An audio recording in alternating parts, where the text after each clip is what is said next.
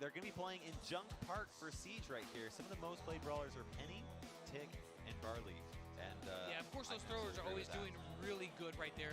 And Penny is always just a really great option on Siege. So with those out of the, or actually we don't know their bans yet. I wouldn't be surprised to see Bull, BB, Rose is not bad. A Tick ban, I wouldn't be surprised to see any of those brawlers banned. I could almost lay some money down right now that Tick is going to be banned. Yes, Tick is so good. There you go. So we got Barley. So unless you play Dynamite, you're not playing a thrower. And Dynamite's probably not the best option here. He's not the best option for this. So really it's going to come down to the long-range brawlers or those close-range brawlers who are really good at controlling things. I think we're going to see some Bull, and I think we are going to see not those three on the same team. I wouldn't be surprised. Although maybe I think that they probably would need, it wouldn't be a bad idea to have some sort of a range, brawler to not only do distance or do the ike from a distance, but also in a different way. Yeah, absolutely. Maybe possibly some Gene. Actually, isn't played very often, but he has one of the highest meta.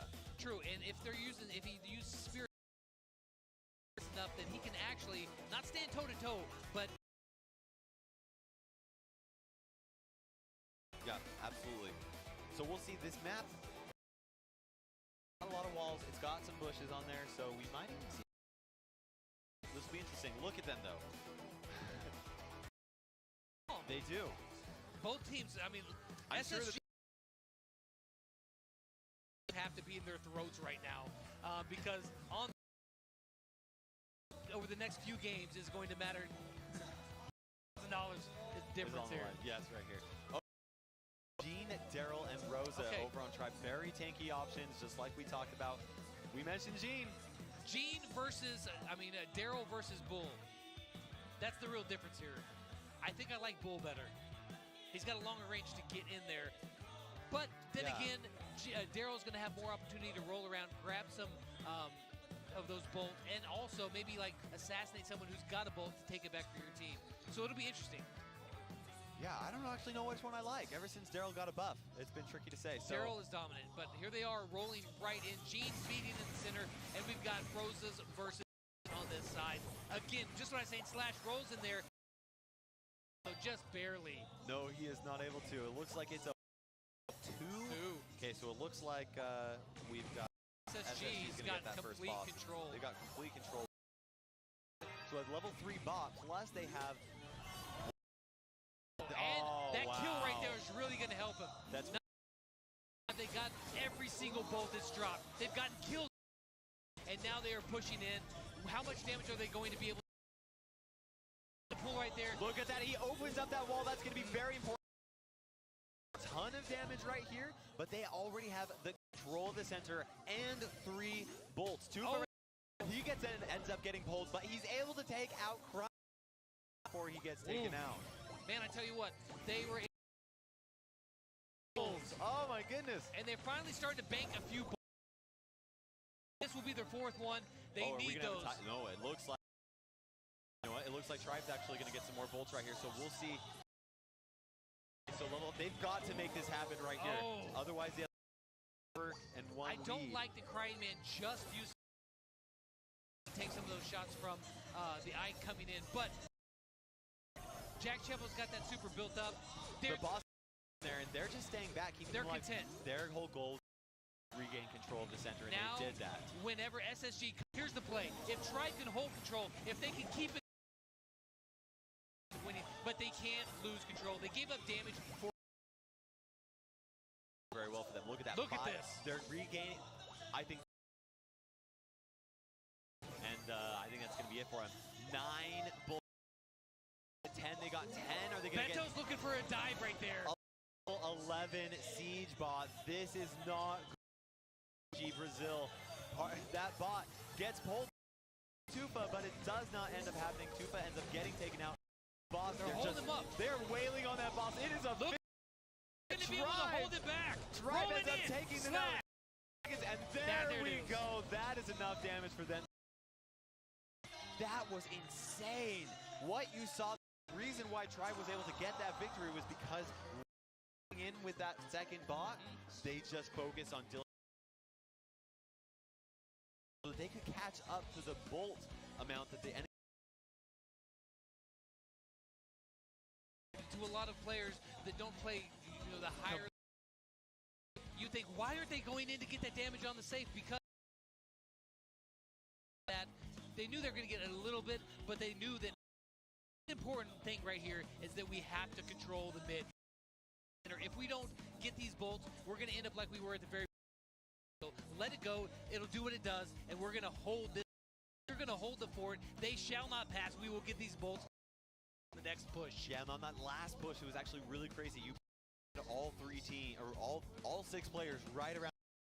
One team was trying to defend against the boss. The other team was just using it as a tank, as a shield, so that they could actually deal damage.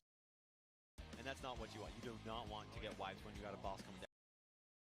Yeah, any kills that happen right around when that are a bad thing. Yeah. Really bad timing because you either need to be there to push or you need to be. So as far as like which brawlers Tribe is it? Great strategy by Tribe there, what they pulled off. The game was relatively closer than it seemed. What was really crazy there is we actually had Gene.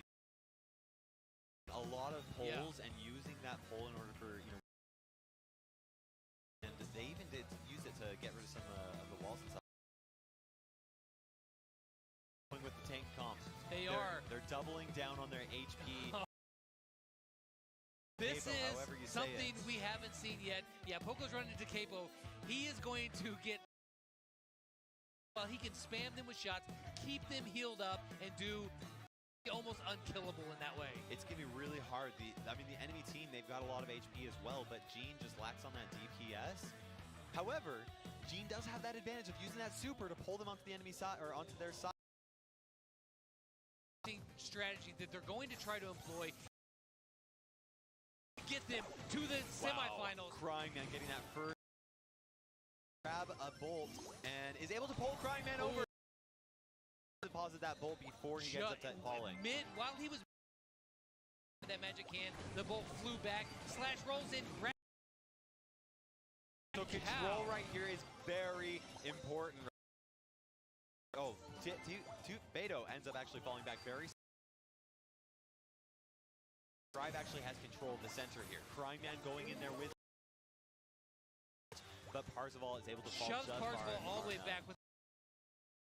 Unless something changes, Tribe is going to get this next bot. I think that they're. Now the question is, here's going to push hard with this bot. They probably are because it's going to be a pretty size. Overextend and not be able to hold control once again. In there, but Jack Champ was ready with his super to heal him up. That is your teammates. They're going for a massive push right here. Spot coming down. The big is charging at SSG. They have tournament hopes are over. Parzival pops him up, but he can't hold him up forever. No, and that's. He barely touches the eye. 13% damage is all they get out of a level. That was insane. That Rosa and everything they used to just keep that bot pushed back. Tribe still has control of the center right here. This bot is a factor, and Tribe is once again. SSG can't. They just can't get out. They can't push him out. Look at Crying Man gets pulled into the safe area. It doesn't matter. This is it. This is it. It looks like Laiv is going to take them down right here. Look at that. He tries to just push down there, and this is going to be the end of the tournament hopes for S. Well played, but this strategy that they just employed brilliant, and they executed it flawlessly. Is going to take the win, and they're going to move on to the and bank another $12,000 in their team's pocket. They're so ecstatic about this.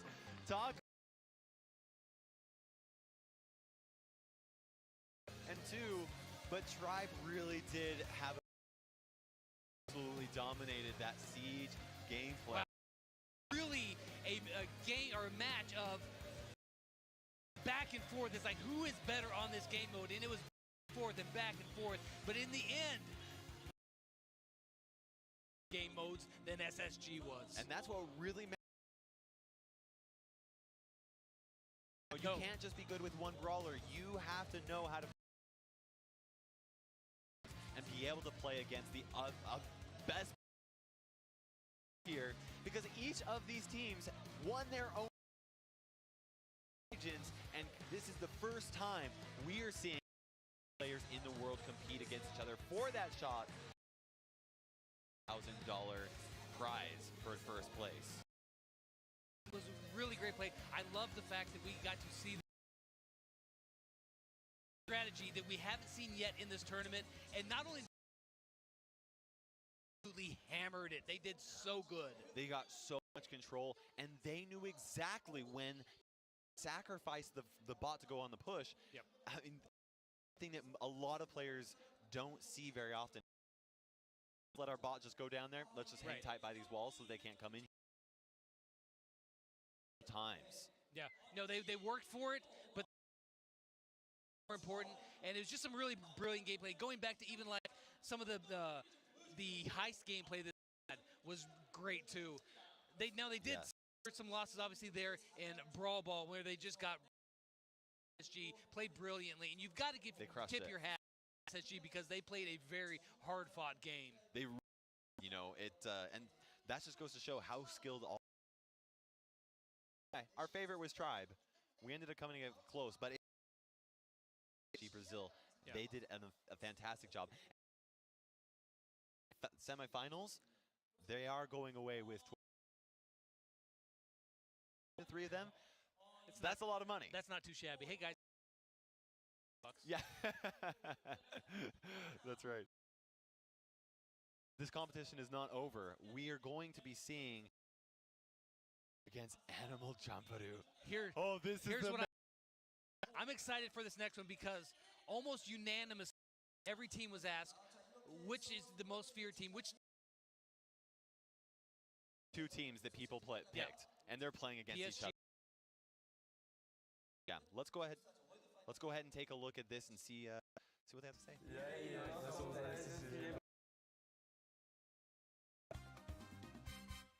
Meu é o Spike. Porque foi meu primeiro lendário, né? Aí foi o que eu mais me apeguei. E além de você ter que prestar muito preciso. Meu é o coach, porque quando você percebe que tá jogando bem com o Brawl, é muito com ele. Mais uma vez? 1, 2, 3. PSG. Esqueci de falar, cara. PSG. Eu escolhi a Tribe porque, apesar deles não serem muito conhecidos, tem ótimos jogadores e eu acho que seriam o oponente mais. E é o único time que tem jogadores que já disputaram campeões. É um modo muito dinâmico e rápido, você tem que tomar. E nosso time é bem conhecido pelo nosso set. Os jogos que a gente já jogou. Eu tô muito feliz de ter chegado aqui e a gente conseguiu alcançar o nosso objetivo. Primeiro campeão. Eu quero dizer que eles vão precisar bastante. Tô aqui, ó. Tribe Gaming. Hi, my name is. My name is Jose Ramirez, aka Chabutu. I'm the team leader, captain. Hi, my name is Flash. I don't really push trophies anymore, but I've been for it, number 1 US over 10 times. Heist. We just work together good on that map. Color is Tara because you can suck in all of them. My favorite brawler is Piper because brawler.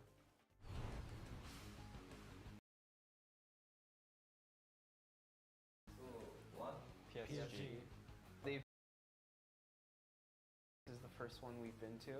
That's why we feel like they'll be our. Excited. I think we're gonna win. So are you guys nervous? I'm nervous. I'm confident. Yeah. I'm a little nervous. Hey guys, you guys are not on our level. If you wanna win, try next time.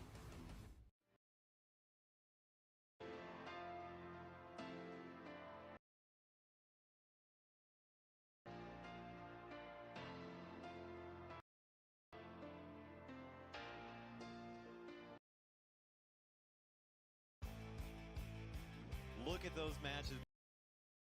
That story, it's great. They were both very two matches. The quote there from Parsball is like, you know, you're going to luck to beat us. I don't think that was luck. Certainly there was some, but both teams actually showed a lot of skill right there. Now I will say though, PSG Brazil, they did is Brawl Ball. They only lost a single set throughout this entire leading up to today. They kept that streak alive. They kept that. Only lost one, and Tribe was not able to upset that victory streak. And but unfortunately, game mode is not all it takes. One of the interesting things there is that about SS outing that they are just a top-notch team. First off, they got. Secondly, we got here too. Well.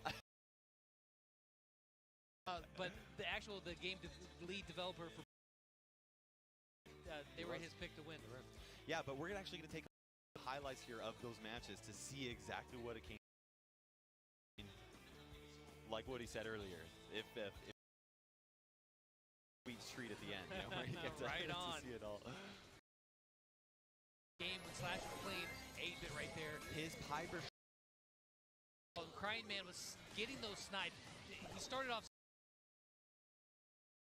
They just opened up and poured all over the top of them. That's exactly 3 kills, giving them 4 kills, get area where they're able to grab those gems. It doesn't even matter if the enemy team gems is a lot of gems, but it is not enough. Then on the flip side, we got right here, they're preferring the views, and they just push them back. All clear back in their spawn area, and they were still crushing it. Look at Beto, he drops down the super. Tufa is controlling everything. Right where it counts. Here in C, in Heist. Okay, we had that one Spike who was able to take out one brawler, take out another brawler. And this is, look at that. The next one. Let's see, I think it'll be the next to pull the charge. Here we go. We got Parsball, 9% left on there, and the 2 brawlers is able to stop it. Never sniffs a single shotgun shell on that. No, and then on that return, able to get that victory. They crushed it in those heist matches here. Now, Bounty was These close. games were really close. Oh, so close right there. Chepo was able to grab that kill. Gives them a solid hold place. He's able to use his super, break down the wall, and get a kill. And that helped them win this first Big super right here, though, from Chepo was able to do really good. And they got him in position here where they had a chance to win. Slash pulls him in. They thought they had it, but at the same time, Beto takes him down on the other end. This is literally back and forth. 9, 7, 2 seconds left. They're not able to get those extra kills though, unfortunately. And Siege, Tribe dominated in Siege. They did. There was only one small section of the very first game where they didn't dominate it, but I am most impressed about how they played the second game in Siege. It was just amazing. Absolutely amazing right there, where they're able to do that. And you know, yeah, let's go ahead and take a look at some graphics here very soon, showing some of the best players for each of the teams. Some of the standouts that we saw here in these matches that we just witnessed. There are going to be some really great players on both sides of the Oh, obviously, you don't win this by being a solo player. No, all players on each team they're all-star players in my heart. But not on paper, they're not. Not on paper, that's right. Oh man, but Tribe, that last match there for Siege, like you said, was just so dominant. Just knowing when to let the boss go and regain that control is really what it came down to. Yeah, it was a really interesting strategy to see them use, and I actually am really glad that they did that. Not only because it's something that's different that you don't see all the time. Yeah. Well, let's actually see who ended up being the MVPs for each of the teams. here very soon. It's gonna happen. Okay, here we go. Here it is. Okay, most most picked. picked brawlers for this year. Beto ended up playing Sandy 4 times. Tufa played Piper 6 times and did very well. But you'll notice actually, the one player that actually stands out over on Tribe Gaming is Cryman, who played Piper 6 times. And Yeah, that is he a lot. dominated with That's it. a lot of playing Piper there. He obviously has a personal favorite there, or one that he's really good with. Chepo's playing Brock 3 times, but Barley, we saw a lot more Barley than we have in some of the previous matchups, though. Yeah, we absolutely did. We saw some, we didn't see any Sandy over on Tribe Gaming, but SSG Brazil played Sandy 4 times. Kind of interesting to see what these players are actually playing here. A lot of Rosa, and key players here. Crying Man. Look at that kill participation. 46% of the kills. That is Almost nuts. half of the kills, he was there and either had the hand in killing them or he was part of the kill as well. Wow, that is absolutely Half crazy. of all the kills. That's Star crazy. player 5 times out of all those matches. Yep. Very impressive there. That was a pretty dominating performance by Crying Man right there in the quarterfinals. Beto did a really good job with Sandy too. A lot of the times it came down to Sandy having that, Yeah. or Beto ended up having that supercharged up and ready to drop down. And he did very well too. 37% of kill participation. That's very respectable. Very Beyond respectable. respectable, actually. Yes, absolutely. I can usually get about at least 3 or 4%. But I mean, You're just in the corner spinning because yeah, they're carrying that's all us. we need to do, right? That's what you're saying. That's it. That's impressive. That's impressive. Yeah, these were so. Obviously, we picked Tribe at the beginning. Did you think it was going to be as close as it was? That's really tough to say. I'm Tribe all the way, so yeah. Right.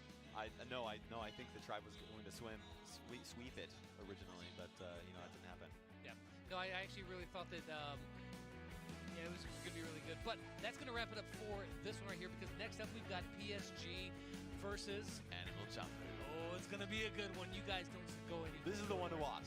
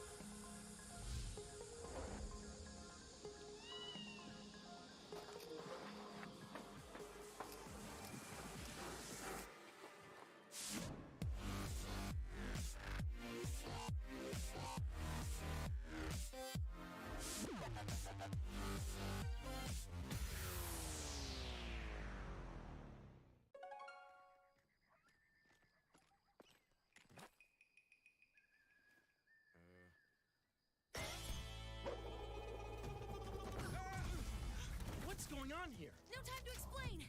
Go!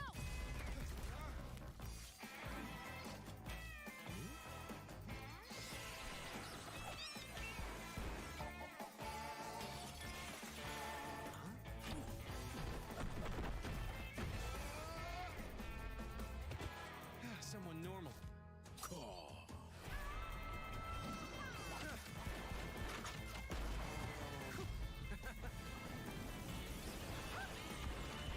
What is this place? Well, you got a vest-wearing cactus, grave-digging bats, and a killer biker crow. Oh, and if you stop to explain, you're a goner. Okay.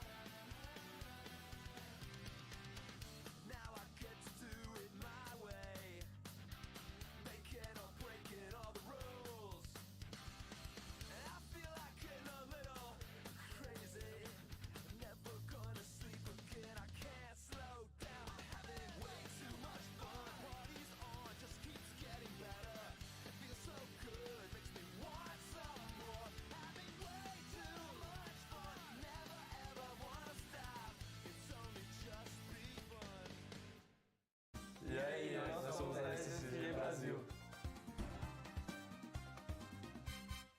O meu é o Spike. Porque quando eu comecei a jogar foi o meu primeiro lendário, né? Aí foi o que eu mais me apeguei, assim. Sempre curti ele. O meu é o Brock, porque além de você ter que prestar atenção na movimentação, você tem que ter tiros muito precisos. O meu é o Coach, porque apesar dele ser um dos brawlers mais difíceis de se jogar, quando você percebe que tá jogando bem com o Brawl, com ele é muito satisfatório. Mais uma vez? 1, 2, 3. PSG. Esqueci de falar, cara. 1, 2, 3. PSG. Eu escolhi a Tribe porque, apesar deles não serem muito conhecidos, tem, na minha opinião, ótimos jogadores e eu acho que seriam o oponente mais difícil. Porque é o único time que tem jogadores que já disputaram um Mundial de Brawl Stars e foram os campeões. 1, 2, 3. Brawl.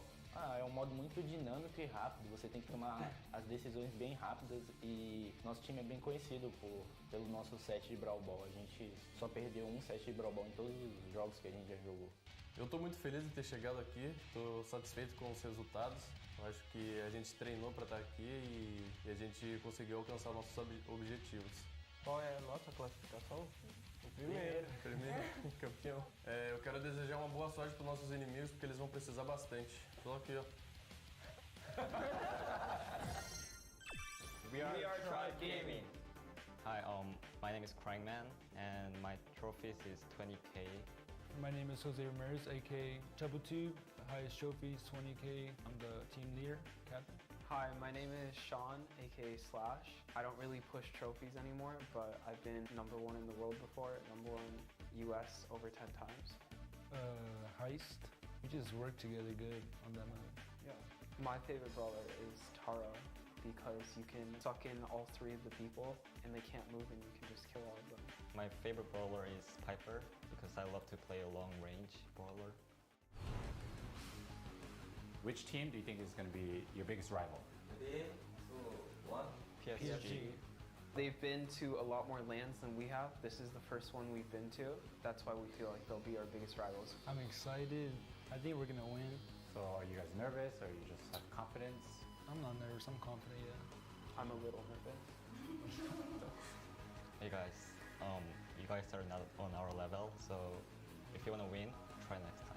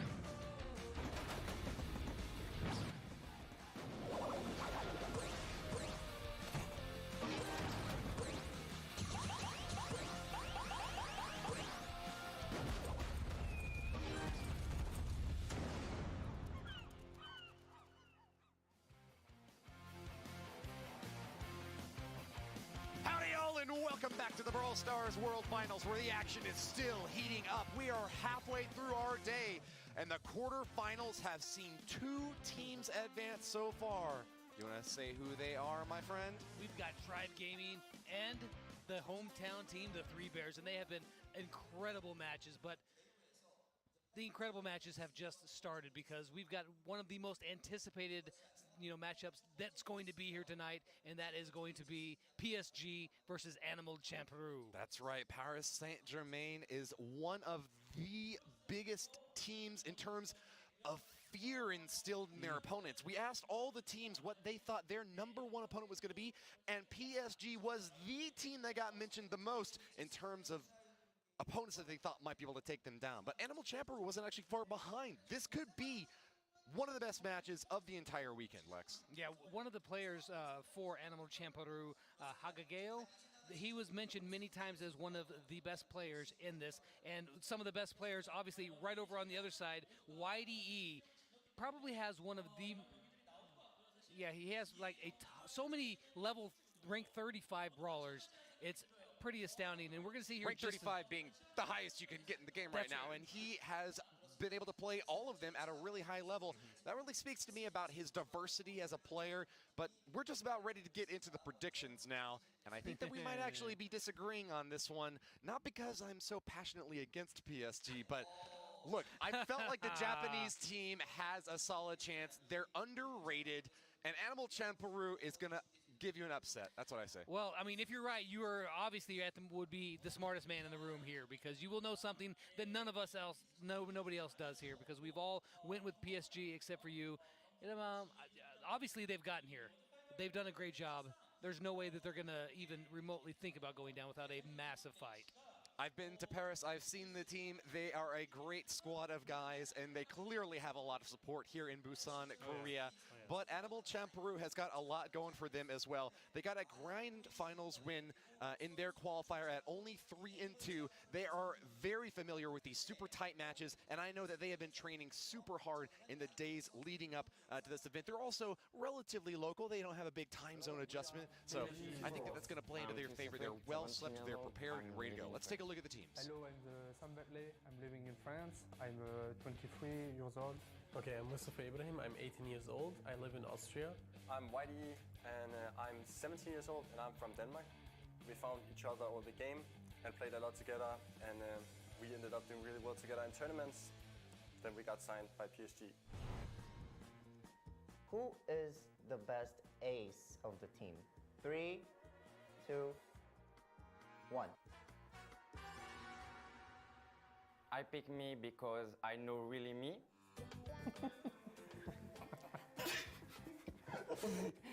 Gem grip.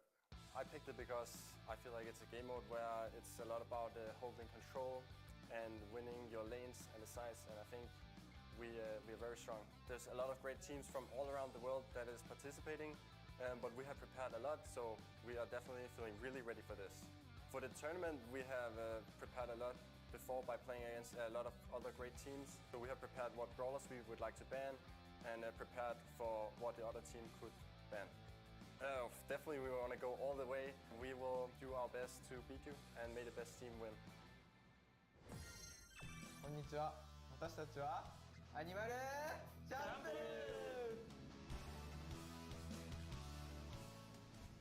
自分のチームでの役割は2人をサポートして試合に勝つという役割です。自分の役割はとにかく粘って味方の援護を待つということです。私の役割は常に対面に勝ち続けることです。自分の好きなキャラはペニーです。スパイクです。エリザベスです。意識することはとにかく視野を広くして仲間の対面相手に弾を当てて仲間を勝たせるというところです。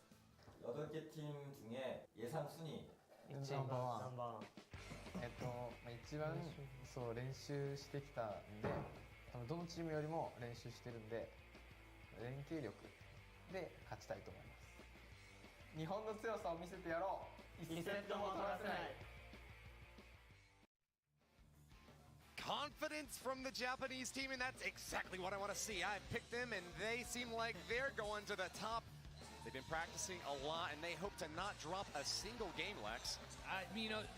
Not dropping a single game would be quite the feat as we watch PSG stroll in here and shake hands with Animal Champeru. Always the good sports, which is great to see, but I tell you what, looking at some of these quotes and the questions that they've asked them, apart from aside from their own team, they were asked Animal Champeru, who do you think is going to win this all? And they said PSG. So their nemesis sits across from them in the arena in the quarterfinals of all time to meet up with such a tough team. They're ready to just take them out. First day, first chance they get, and then cruise through the semis and finals to victory. That would be good for your prediction. However, when PSG was asked the same thing, they said, you know what? The best team will be the one that beats us. Is Animal Champeru to be that team? It might be. Well, PSG is unique here. They actually are the only team that have brought 4 players. They have 1 substitute available. Sun Bentley is going to be sitting out of this first match. They've sent in YDE, Skyrix, and Twisty Twick. Now, we've already given props to YDE for having some of the most level ranked 35 brawlers in the game, but he's also one of the reigning champions on the international stage, having come in first place with the Red Bull MEO alongside Team Consti. So congrats to him on that, an old-timer and a veteran at the competitive scene. He's here kind of to defend his title at this point. I mean, he's got the experience playing in front of a live audience with the pressure on him, and that's going to be the case here today, so that's got to give him a little bit of an edge right there.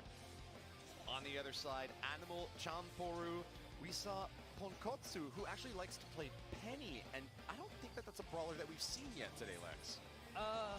No, I don't think we have seen Penny, not a single time. We'll see if they tend to break her out. You know, and I've always felt that you play the brawler that not only is good for the game mode and map, but the one that you're comfortable with, because if you can't play them well, then you're not going to, it doesn't matter which brawler it is. And so we'll see if they break out the Penny action here coming up in these matches. In their grand finals for the qualifier, Animal Champoru got a 3-2 victory, so very close margin there. But Brawl Ball is not their preferred map. They said that Gem Grab is where it's at. So expect to see them going hard in this very first set. On the other side, PSG's YDE says Gem Grab is also his favorite, but Skyrix is a bit more of a siege expert himself. Well, I mean, if Gem Grab is their favorite, it's going to be coming right up, and it's going to be a great opportunity to set the tone for the entire match. If they can come out of the gate strong and pick up that first win in the first set, that's going to be looking good for them. We're going to see their bans here in just a moment. Some of the most picked brawlers here on this map, Shelly, Tick, and Poco, although we've been seeing mainly a lot of Jean, a lot of Piper, a lot of Rosa and Carl as well. Of course, depending on the bans that we see coming out, which we'll be seeing here in just a moment, it'll affect the picks as well. That's right. So it's possible that both teams are going to pick the same ban, but it's much more often, since there's over 30 brawlers, that they pick different ones. That leaves two different brawlers out of the running, and oftentimes they do pick those really popular brawlers, just ones that they don't play a whole lot with, that can disrupt their opponent's setup. And yep, we have the bans up now. It's going to be Jean and Mortis. Interesting, Mortis. Here's my thoughts on the Mortis ban. They banned Mortis solely because of YDE. He is so good at Mortis that they did not want to have to deal with that. I would lay money down that is why Mortis was being banned. Now, Jean is just a great mid, so I expect we're going to see Pipers or maybe a Poco mid, but I doubt you're going... This actually opens up throwers a little bit more now, too, because Mortis is a hard counter to throwers. Maybe we'll see some Tick, who has been banned every time before, so look for maybe a thrower that we haven't seen so far. Well, I do love to see the top players at the best of their game, but it's a strategic choice there from Animal Champoru to deny YDE access to his favorite brawler. That Mortis pick is going to keep him out of the action. Still, he'll have access to Carl, another really popular brawler that we've seen multiple times in Minecraft Madness through the past couple of sets, and soon we'll see which team is going to emerge victorious. It's interesting to note also that the team that won Gem Grab also won the match overall in both of our previous matches, so it passed as prelude. This is going to be a good indication for which one is going to move on to victory. No time to slowly press down on that pedal. You've got to put it to the floor right from the very start. I'm looking forward to the teams. I think that we're, like I say, we're going to see some throwers, maybe a Rosa and a Carl in there as well. So it's going to be some interesting matchups here. And the two ones that I really want to keep my eyes on here are YDE and Hagageo. I want to see how those two pair up against, because those are two, when everybody was asked the most feared person in this entire World Finals, those two names came up more than any. And look at, he has almost 30,000 trophies as a personal best. That is not a small number. A mountain of trophies. But the Animal Champoru guys know who they're up against. Twisty Twig was their #1 pick for the Nemesis in this tournament, and they're going to be going up against him right now. PSG Twisty Twig loves playing Barley a lot, so we'll see if he chooses to bring a thrower here. Take a look at Twisty Twig's trophies. Over 31,000 trophies. Nabbit, I thought 30,000 was going to be a lot, but Twisty Twig just surpasses expectations every time. Yeah, he's a really dominant player, and this was just a couple of seasons ago. He was #1 in the world and broke that record for the number of trophies, so he's extremely... Is he global #1?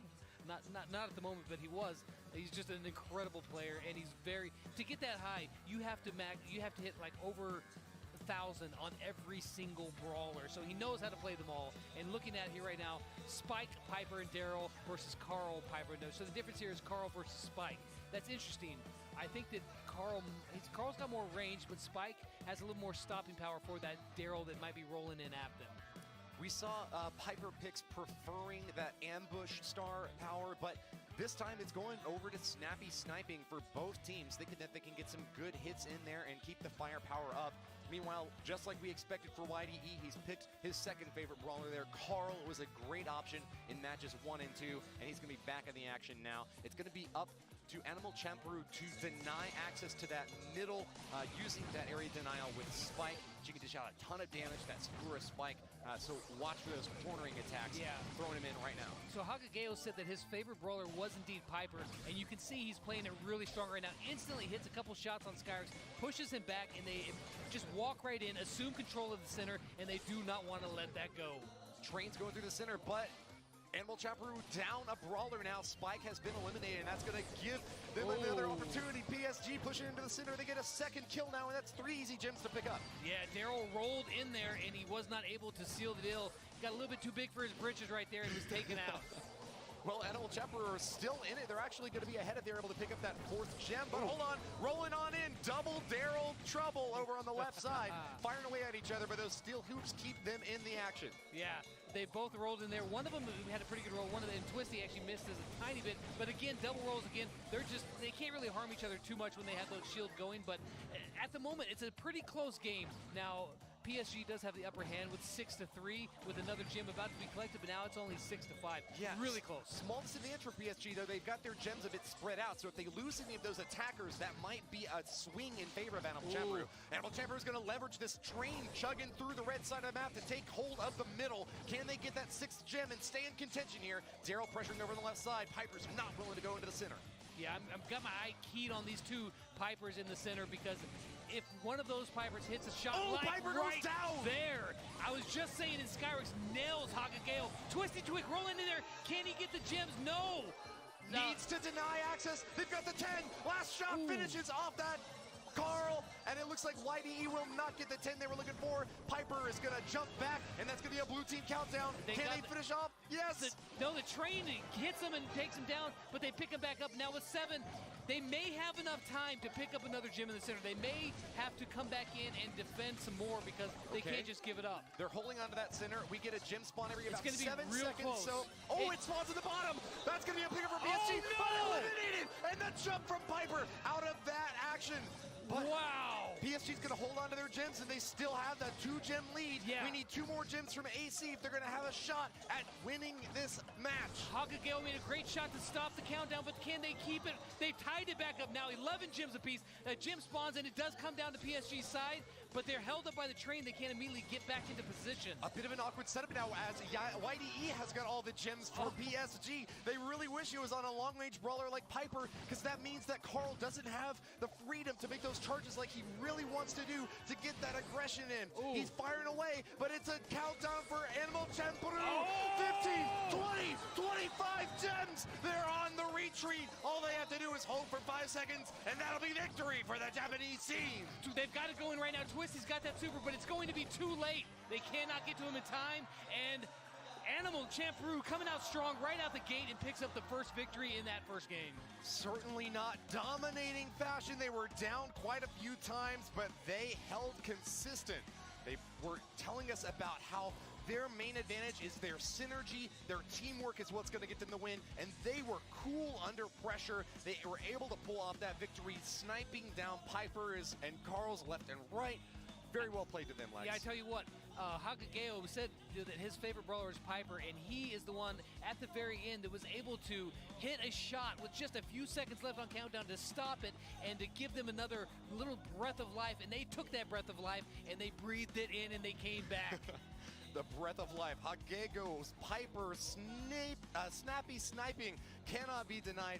rapid fire shots in from our long range brawler is enough to deliver Animal Champeroo the first victory. But remember, this is a best of 3 games in each set, and the match is a best of 5 sets overall. So we are just getting started here. PSG are going to have a chance to return fire. The leading team from Europe is still prepared, and expect to see them play Carl again, Lex? I do. I think it's one of these situations where you didn't, I mean, it was really close. You played a comp that you were comfortable with. I think you've just got to do it a little bit better. And talking with some people before this, they said that, and I actually know they go with a tick, actually, there instead of a Carl. That's an interesting, that actually changes the entire dynamic of how they're going to play and what Animal Champeroo can do, because if this tick is able to hold back the spike, they're going to have a hard time. Then they're going to have to rely heavily on Hagageo and those sniping skills. That is a really interesting pick from my perspective. Tick was actually banned in both of our previous matches. He's incredible on this map. Incredible. But he doesn't necessarily have that high of a win rate or pick rate from the pros. It must be something at the very highest level of gameplay that gives Tick that advantage. Yeah, we'll see right here. They actually have it over, he's on the Daryl side. With the kill real quick, Skyrock's able to take him out. But the thing about having Tick over on this side is that it's a little bit dangerous, because once Daryl gets that super, if he turns the corner and rolls in, there is just like 2 shots he can take out Tick. And it's Salt from Daryl on the left, but it's denied, pushed back by Milcreo. That spike is really heavy hitting, dealing a ton of damage close range like that. When you get that shot right on, and a double kill! YDE is eliminated, and the Piper super is going to block off that wall over on the right side. I am incredibly impressed with the Piper skills of Hagageo. He has just been hitting shots. Bonkatsu! All the way down in the enemy spawn point, grabs a gem, but can't hold on to it. Yeah, he may not have been able to hold on to that one gem, but he held them back so long. They were just sitting there collecting gems, and the jump right there from Hagageo opens up that wall and renders Tick almost useless now. He's not a brawler who can sit out in the open. He's got to have those walls. Hagageo holding 6 gems now, looking for a 7th and maybe even an 8th to spawn soon. A massive lead for Animal Champeroo, and more pressure from Bonkatsu. There is no safe space on this map from Bonkatsu. Barreling in, Daryl is an absolute monster, and we're already at 9 gems, 1 more to spawn, and that will be countdown for Animal Champeroo. Oh, it just spawns just on the other side, and they didn't. It was probably a very smart move not to risk and walk in close. They've got so much time, so many gems, they can take their time and pick that one up, which he does. Twisty Twig. Lots of damage. Twisty Twig goes down, and that's going to be another opportunity for AC to get their 10th gem. There it is. They get it, and the countdown has started. Oh, they do not even let up the pressure at all. Bonkatsu rolls in and smashes Piper to show them, yes, we have got this, and we are not letting it go. 5 seconds left, and Animal Champeroo will claim the first set. Gem grab goes to the team from Japan. Both teams said that they were the best at gem grab. And right there, 2 games. Now, they were pretty well contested, especially the first one, but Animal Champeroo comes out on top of the game mode that they both thought that they were best at. And in dominant fashion, a 2-0 as well. That first game was close, but not at all in the second. The whole time Animal Champeroo was ahead, both in terms of long-range sniping and Daryl just finding those great little windows to sneak in and deal a ton of close-range damage. That tick pick might have seemed good in theory, but in practice, it did not work out. Not when you've got Piper just hammering almost every shot. They played extremely well, and I gotta say, Woody, your pick's looking pretty good at the moment. Hey, every team that's won Gem Grab has won the whole match, but it's not over yet. Even though they both said they like Gem Grab a lot, I'm not, quite ready to call it. I'm feeling confident. I think that Animal Champeroo is as well, but we've got a few more sets left.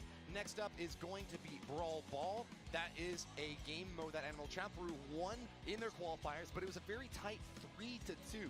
What I observed when I was watching them is that they are a very patient team. They're very happy with the score going 0-0 for the first couple of minutes, then in overtime, just waiting until their opponents make one small mistake, sniping someone down, and then drilling in with a trick shot at the very last minute. Ooh, that would be very interesting to watch. That's not usually how most people would play it, but I could see that if they were, if you can make it to overtime and you've got the range and you've got the supers, you've got a massive upper hand. So we'll see how that they play it there, and we're going to see the fans here in just a second. For a map like this, I wouldn't be surprised to see Daryl banned. He's so good at Brawl Ball. Oh, Rosa and Spike.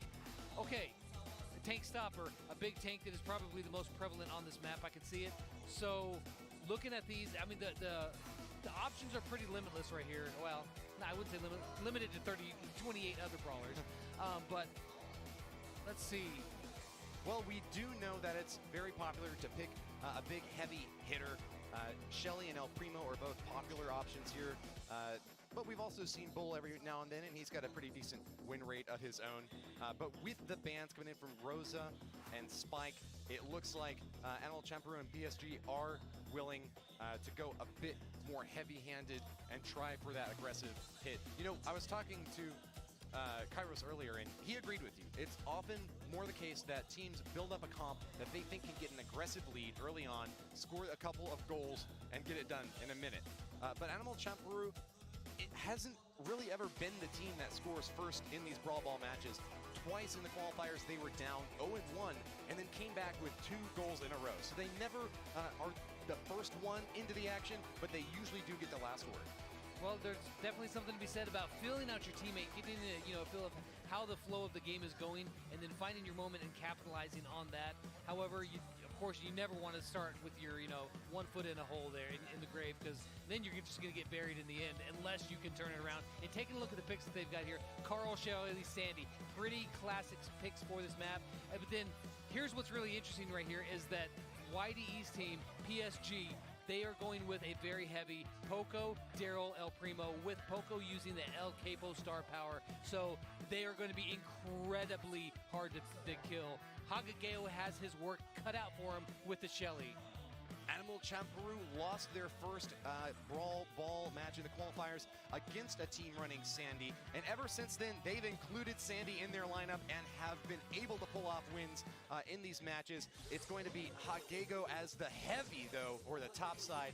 Animal Champeru looking to clear out some boxes for an early lead. They're going to throw away the ball, though, not really too eager to grab that yet, just trying to bait their opponents into picking it up so that they can get some early kills. And they're going to be rewarded. Poco goes down, and Daryl soon after. It's going to be Shelly for the goal. Hagego for the first score. So much for not, for biding your time and waiting, of course. When you get the ball and you dominate that much and it's just given to you, you can't turn it down, and Hagego shows right there. Nice backstab here from the PSG guys. They get a good shot, but can't follow through. Just not enough firepower to shut down this Animal Champeru team. It's going to be another attempt here from Shelly, but looks like no super to help her out this time. She's going to hold back and play defense rather than pressure. Yeah, she's sitting back, just chip, building up that super. Now that she's got it, she can build up a little health right here. Oh, Shelly goes down. That's real bad for Animal Champeru. They need to hard defend now against this Primo. He's getting healed by Poco. He can walk it in. Yes! YDE for the equalizer. When you have Poco healing you like that, and you've got nobody in your face that has a full-on tank stopper, you can just do that and walk it in right in their face. A nice cloud in the center here to provide some additional coverage for the Animal Champeru team.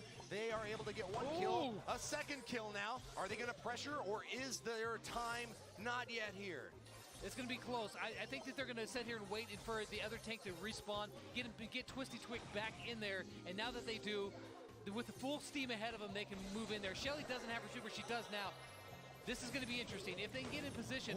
Hagege. Super on Daryl, and it's now 3-on-1. El Primo cornered from both sides. Shots from Carl and Sandy aggressively shutting him down, but Poco's in to give him the save. Yeah, but with the super ready, and they know that El Primo's right there, they're not going to walk in, because Shelly is the only one that can take him one-on-one. You can't see me when I'm hiding in my cloud. Over on the right side is where the action's at now. Daryl sends his ball in, but can't get a goal. We're going to send him packing as the blue team has been rebuffed. It's only a 2v2 right now, though, and no team with enough advantage to push. We're going into overtime, ladies and gentlemen, when all the walls come crumbling down. That's right. Those walls are about to drop, and when Twisty Twig has a super, but now it's 2-on-3, so they're probably not going to get a chance to push right here. Milkreo, he's got the ball. He's looking over toward the middle. Passes it to Pongatsu. Looking over to Hagego with the super. Can he get? No, he doesn't need it. He kicks it right in the corner. No passing needed. He takes it all the way home by himself, and with the win right there. Victory for Animal Chanpuru. We have not yet seen them drop a game. The 3-0 so far. They are feeling great. Pumping that fist. Keep the hair out of your eyes. Make sure you can see the game. I think he knows what he's doing, though. No need to give Hagego any advice. He is prepped for game number 4 to deliver a dominant finish in the second set. All the teams in this World Finals were looking at PSG to be the dominant team, and right now they're the ones getting dominated. The reverse domination never feels good, but if you walk in here with swagger, you can get knocked off your kilter pretty quick, Lex. That's exactly what's happening right now. They're going to have to regroup and, take a deep breath, get back into the game that they know they can play, because if they continue down on this path, they're going to find themselves on a plane trip home pretty soon. PSG does play Brawl Ball really well, though. I got to give them props in that last game. They play almost like a soccer team, which makes sense since they're allied with Paris Saint-Germain. But they do a lot of passing. They do a lot of juking moves, moving to the side, to the left. They're happy to play the entire field. So we'll see if that gives them an edge next time, or if that aggression is just too much against such a hard brick defense like what Animal Champeru has. Props to Animal Champeru on that last game, because PSG had El Primo and Daryl, both two very dynamic scorers, and they were never able to even show off those skills because of how well they were held back. And that's big props to the whole team, but especially that tank stopper that Hagego was playing the Shelly, which would just shut them down. They're changing it up here a little bit. Okay, that didn't work. Let's try Gene, Carl, and Daryl.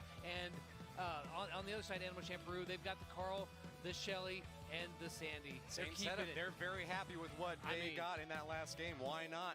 If it ain't broke, you don't need to fix it, Lex. That's right. They did really well with it, and they're sticking with it. Hey, until you can beat us with what we're playing, we're not going to change it, and that's what's about to happen. We'll see if PSG, with an entirely new strategy than what they used last time, is going to fare any better.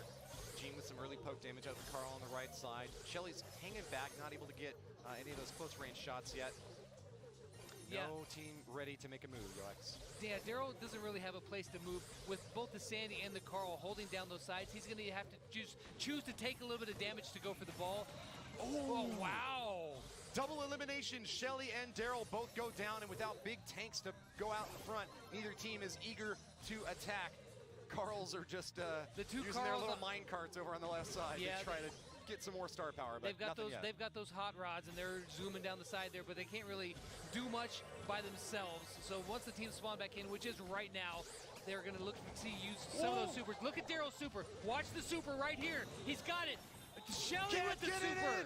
Shelly's going to kick it out. Can Animal Champeru respawn fast enough to keep this Gene away? Looks like that's a maybe. Misses with one of the shots. Denied. Animal Champeru's defense is rock solid. I was looking forward to seeing him try to use the wall up there and bank a shot in, but that was an amazing play because Daryl had them dead to rights right there with that super, and Hagego comes in with that and just takes him out. Ooh, the super from Carl on the left, protective pirouette, delivers the kill. Sandy's eliminated, has the super up there, but there's no more defenses. YDE grabs it, he scores! After he got through spinning like a top, he, shook off the dizziness and kicked it right in. Now we're back up here 1-0, and it's kind of reset. Everybody's taking their time again like the game is just now starting. It's a reset, but not entirely. Still an advantage for PSG, and AC has only got 45 seconds to get that goal in there. No chance to get an overtime shot here unless they can deliver the equalizer. Yeah, Carl, YDE playing that Carl is doing an amazing job, just rolling around, spinning around. Oh, the pass! He didn't get the shot! The cross is good! What is that? YDE destroys Animal Champeru. The 2-0 victory ties up this set, Lex. They've got to feel great, finally getting a win on their side of the board. They needed that desperately, and now if they can pick up another victory right here, they'll be back in this game, and they're not going to have their backs quite against the wall as it would be. I do happen to remember the first match we saw between Space Station and Three Bears. Three Bears picked up the gem grab map and then won the first game in Brawl Ball, but the reverse sweep from Space Station set the field even. Is it now PSG's time to follow that lead and tie this series up 1-1 with another Brawl Ball victory? Well, one thing's for sure, what they just did worked a whole heck of a lot better than the first game that they tried. So I bet you they're going to stick with the strategy they just did. Now, the question is Animal Champeroo going to change what they did to counter what they just encountered? I don't think so. I think that they've got a setup that has picked up a win before. They feel pretty confident about how it performed in the qualifiers. This is their preferred comp, so I think they're going to stick to it. They might want to throw a curveball out there, but I think it was more of tactical errors this time rather than strategic choices in their brawling fair mix. enough. They did get pushed around in a few spots, and maybe they can just learn from those mistakes and shore up the defense there a little bit and see if they can pick up the win and get set number 2 here. They rarely are the first team on the attack, but Animal Champeroo will always bite back. Paris Saint-Germain in trouble, but gaining confidence off their last win. A good comp switch there from them. Do you expect PSG to keep their second comp? I think we go. they will. Answer is on the board. And from both sides, actually, there's one change on Animal Champeroo. Instead of Shelly, they take her out and they put in Daryl. They just had so much fits with the Daryl that they just faced. They decided that, you know what, I want some of that on my side.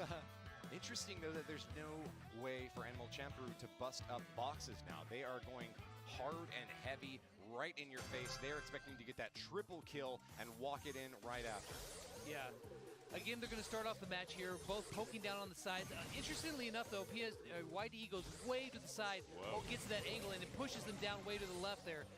Aggressive play from Locreo. He tries to punish Skyrex, but not going to happen this time. Twisty Twig running in with the ball, but Sandy denies at the last second. That was actually a misplay. He actually used the super in just a little bit of a slightly wrong angle. If he would have done it right, he could have went up there, and that would have been a score. Sandy and Carl getting stacked up over there on the left side. Not a good spot, especially when YDE's throwing that boomerang straight into your face. Daryl takes a few shots. We've got a super to defend here. Sandy trying to get some cover, but not good enough. 2 red players down, and Animal Champeroo have to play defense a little bit longer. They need that respawn before this 3v1 becomes the goal. They take down Daryl, and that's exactly what they needed. They'll recoup, and that 0-0 score will remain. Yeah, no, they've done a really good job. For a moment there, they were in trouble, but Milkreo really came in handy there and clutch with that Carl play to get a couple kills and push them back and say, you know what, you almost got us, but you need to back off for a minute because we're here. Nice hit from Milkreo. Carl is getting some spin damage over there on the left side. Can he get his super up and charge into the right, though? Gene is denying over on that right. And remember, we can see all these brawlers, but that green square in the center denies vision to the opponent. So they're just hoping and praying that they're going to get good hits. And oftentimes they're right. Nice Gene grab there. Rolling from Daryl. This could be it. They're going to kick it back up there, Pete. YDE is kicking it up to Twisty Twig with so much. There's nothing that can stop him. He's just going to walk it in. Skyrex gets the goal, and PSG in the lead, looking to claim set number 2. They only have 45 seconds left to defend. They don't have a lot of time to make this happen. Hagigo rolls in there. He's not able to get it. Oh, a double kill! PSG on the move, but they can't finish him off.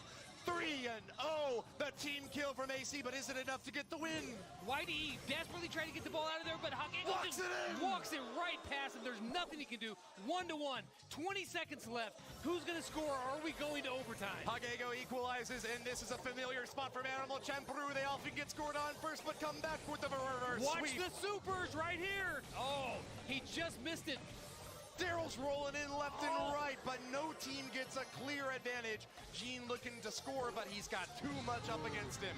Red team will hold the ball as Animal Champeroo looks for their next attack. He had that super in the grass, waiting for the fence to drop to kick it with the super just in time when they all opened up, but they killed him before that happened. But now, Hagigo with the ball. Milcreo's got a super, so watch out for that. Gets in there. He does! Takes it! Animal Champeroo with a 2-0 lead! Past the entire team. He got the ball past every single PSG player right there into the goal to cinch it down. And now PSG's back is against the wall. They cannot lose any more sets. Wow. again losing that first goal and coming back with 2 more. They'll take a hit, but they keep on swinging. The left, the right. Animal Champeroo seems indomitable here at the Brawl Stars World Finals. Man, PSG was the home favorite, or at least the what everybody thought was going to be the favorite. Everybody. And right now, did you say everybody? Oh, well, except for one very smart man next to me. They are absolutely getting pushed around right now. It is, I mean, huge props to Animal Champeroo. They said, you know what? Disrespect us, we will show you how we play. Well, their practice has really paid off, and they are rolling into Rollin' Rumble. The third map is going to be a heist. You see the most picked brawlers on the screen. There are Ems, Barley, and Mike. We really love that splash damage, and we love those throwers even more. Those walls give great edge to that long-range damage. Yeah, you know, it showed Ems as one of the best picks. We actually haven't seen Ems played yet this entire tournament. She's actually a really good brawler, and she's banned on this one right here. Ems and Rico both going to get banned out. Yeah, Ems has got such great spatial control, and then Rico, like I said, on this map in particular, he's got some range spots where he can reach the safe from so far away and do damage, and it gets really annoying to deal with, so they're not going to have to deal with either on this one. Ems, the newest brawler in the game, is denied access to this chamber. And it's going to be Animal Champeroo trying to punish once again and go for that 3-0 sweep. They would be the first team to get a 3-0 sweep if they manage to pull it off this time. That would be amazing if that happens. Again, the favorite to do really well gets swept in the quarterfinals. I think everyone would have their eyes on Animal Champeroo at that point. How could you not? They would have to be locked on them, because that would be and if they were to win. And there's still a lot of games to be played, but if they were to win in that dominating of a fashion, it would be extremely impressive. Looking at here, we've got triple tanks across the board. Only difference is Frank versus El Primo. Massive damage on both sides. I got to give a shout out to PSG though. They dropped the finals against Q-Lash for the European qualifier, but the one set that they picked up a victory in, it was Heist. On a 2-0, they can't be defeated in Heist until they've met their match. Will Animal Champeroo be that team to tear them down? They're sure going to be trying really hard. And it looks like, okay, so Animal Champeroo, it's going to be playing Frank with Sponge, which gives him almost 10,000 hit points, 9,640. That is not a small amount of health to burn through. That's going to be one of the tankiest brawlers in the game. He can take a hit and keep on swinging that big hammer. It's going to be an attack from Skyrix, but no, finished off. Hagego barely able to keep it going. He's going to take a few shots on the safe, though, and it's going to be going down hard. Oh, look at big this. Big hits from Bulls on both sides of the map, but the advantage so far for Animal Champeroo. Yeah, with the big... Oh, that big smash. Frank up top gets a big swing in, and it's going to be closer to equalize. Not yet, though. Looks like Animal Champeroo is still ahead. Yeah, YDE was still... Another super from Bull coming in there, doing some damage. 3 players in there on the safe. Down on the other side, they have 2. It's a race. Single digits. Animal Champeroo defeated. Wow. PSG will remain in the lead. Their first pickup. Another millisecond, and that game could have been different. It was so close at the very end. Huge tanks pounding down on the safe. But now, PSG gets that one right there, so they get a win, which they desperately need. Animal Champeroo, that game was so close. What do you do any different? What do you do? Razor tight. I guess if you were Animal Champeroo, you have to either charge in harder or do a better job on defense. They were playing the bigger, slower, heavier brawlers like Frank, so that signals to me that they thought that they could hold off the attack from PSG. But when the immovable object meets the unstoppable force, it seems this time the unstoppable force will power through. Yeah, absolutely. At one point there, they had Bull and Daryl both just hammering down on the safe. The 2 highest DPS brawlers in the game, just nailing it. And that safe melts so fast, as we saw when we went to split screen there, which is also a beautiful shot. The safe's health just melts, absolutely, and it happens so quick. Some of the highest close range DPS brawlers in the game right next to your safe. Can't feel good to see it going down so fast, but they were dishing out the damage almost as fast as they were taking it. Only 2% separated PSG and Animal Champeroo in that last match.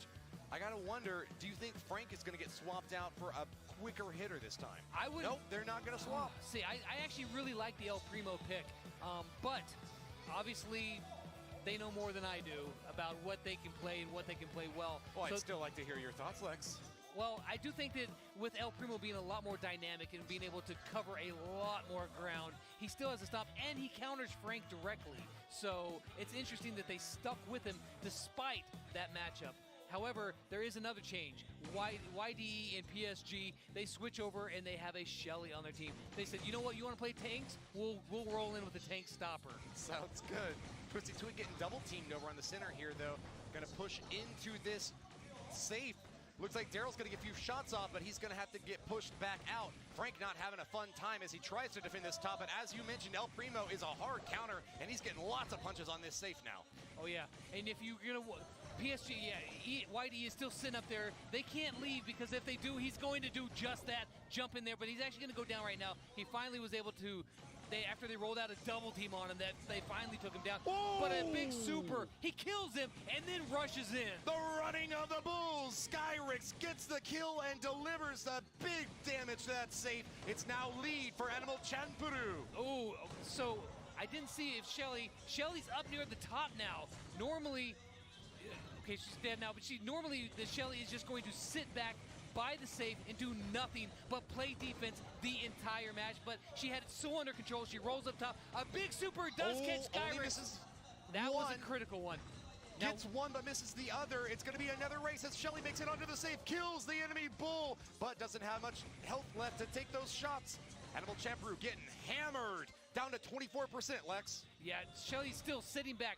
The game's going to be a little bit slower because normally Shelly isn't going to be pushing just like the other tanks. But here's the big flying elbow drop, drops him in, and finishes that safe off. Bam, bam, bam! PSG picks up a win right there to pick up their first set of this match. Paris Saint-Germain with the 2-0 in the qualifier picks up another 2-0. This might be the strongest Heist team in the game right now. They're only down 1-2 in the set score overall, and they are a strong bounty provider. Will the Bountiful team pick up another set to deliver our Siege tiebreaker? Yeah, they desperately needed that win, and they pulled through and got it. Now they can breathe a tiny bit, but not too much because they still cannot drop another set. They have to sweep it on from here on out. And Bounty looks to be a really good one, and I know that YDE over for PSG is exceptionally good at Bounty. However, that being said... What's he good playing, though? Which brawler? Well, Mortis on Layer Cake. And Mortis was banned in the first set of this matchup. Do you think we'll see another Mortis ban? I wouldn't be surprised to see if they did that because they know that he's good at it. And so they want to take away, if you want to eliminate the other team's strengths, you do just that, and you make them play slightly outside their comfort zone. Well, Layer Cake sees a lot of Tick, Piper, and Dynamite, long-range brawlers who are very good at denying access to the center of the map. That one star that spawns in the center can sometimes be the deciding factor between a win and a loss. We have the bans on screen now, and it's Mortis and Jean. Those are actually two extremely prevalent brawlers. Well, Mortis is a little bit less prevalent than Jean is, but again, with YDE sitting on the other side, just chomping at the bit to play that Mortis, they say, no, sir, that will not be done. And so what I'm looking for here is, on the other side, Animal Champroo, Hakego, his best brawler is Piper, and it's still sitting there. You know he's going to be playing it, and he's been dominant with it. So we'll see how PSG deals with that. You just saw the look of despair on YDE's face. The only 2 times Mortis has been banned in this entire competition has been against him when it's his favorite brawler in his favorite game modes. That's gotta hurt PSG, but they are still looking strong, and with the Jean ban, are looking to shake up the meta entirely. We haven't seen Jean banned in Bounty yet, but we often see both teams running a Jean in their comp, trying to get that clutch pull to eliminate one of the squishy brawlers on the other side of the field. Yeah, so I'm looking for like a Carl, a Piper, maybe a Tick, because Tick this is one of Tick's best maps.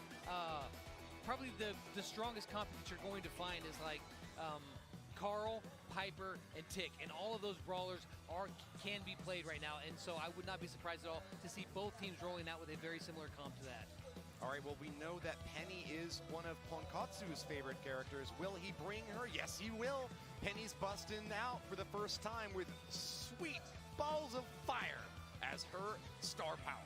Yeah, so this is going to be really great because Hagego and Ponkatsu were both playing their favorite brawlers. And Tick is chosen for both. Like I said, this is one of Tick's best maps, and we'll see how it shakes out right here.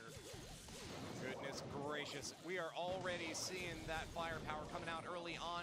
Penny looks like she's going to juke for the star, but decides not to. Takes one hit from that Tick, who is just oppressively throwing those bombs right into the center of the map. Bomberman won't be denied, but a nice shot from Piper on the left side. Almost grabs a Brock kill. Ooh. Gets Piper down. Skyrix eliminated, and that's going to give the edge to Animal Chanperu. Yeah, Hagego softened him up, and Tick got the kill right there. A nice chewy bite of the nugget. Yeah, indeed. Now, what's going to be interesting here is how they're actually pushing way back up. Over on the left-hand side, Hagego back in the corner. Is he going to be able to move Twisty to it with the super? He was down before he needed it there, but he did get the kill. 5-3 now. That puts the lead back over to the PSG side. Milcreo and Hagego both eliminated, and the momentum has swung back, but it's not time for PSG to play defense. They have to keep that pressure up because they do not want to be pushed into the bottom section of this layer cake. It might seem delicious to be ahead, but it's just as much pressure when the sword is hanging above your head. Yeah, there was a couple shots from both Pipers on both sides, and what it is with Piper, if you get hit once, you immediately have to fall back or risk giving points to the other team, and neither team wants that, especially with those with the Ticks rolling around there, with the mines just covering the battlefield. A strong push from Penny, but she hasn't been able to get the kill she's looking for against that Brock yet. Has hit him so many times, and you'd expect a bigger strike, but not this time. PSG are once again pushing them back. Animal Chanperu are biting off more they can chew, and these Tick bombs are just littering the field. No access to the bottom of this map, and only 10 seconds left for AC to try to get even. It's got to be a big push, and it's got to be right here, right now. Super low health from Animal Chanperu, and Skyrix, who has been hitting every shot imaginable, takes him down, and that's going to finish that game off at 11-3, a dominating win for PSG. Knock him dead. Bounty is going to our friends at Paris Saint-Germain. Yes, indeed. The lead right now, just a 1-0 though in this best of 3 set. Animal Chanperu back to the drawing board. They didn't have to face off against Mortis, but YDE got his druthers anyways. Yeah, he was playing that Tick and doing a great job. Tick is just one of these big area control brawlers on this map. He throws out those mines and they sit there denying you access to a certain spot for 2 seconds on the ground, and it just gets to where you're forcing your opponent to walk into certain lanes, and that Piper is right there like a snake in the grass waiting for that shot. A snake in the grass. She bites hard, especially when she's got that ambush power up to deal even more damage. It's that center control that really determines the map early on. Whoever is able to grab that first star and deny entry to their opponents tends to get the lead in these bounty games. Now down 0-1, the reverse sweep seems far away, but if Animal Chanperu pulls it off, that'll be it here and now, Lex. They could pick up a victory still if they've got their sights set on the bounty win. Yeah, PSG's got the ball rolling in their way right now, and they've got to keep it going because if they stop for a moment, it's going to be end of the day for them. But 1-0 in bounty. They played really well. I seriously doubt that they're going to change anything because of how well they played. Does Animal Chanperu change anything? They had a Penny there. It was matched up against a Brock. She was outranged and outgunned. But it's still a good pick. I don't know if they're going to change anything. I still feel like they might roll in again with the same comp and say, I know that we can play better than we just did.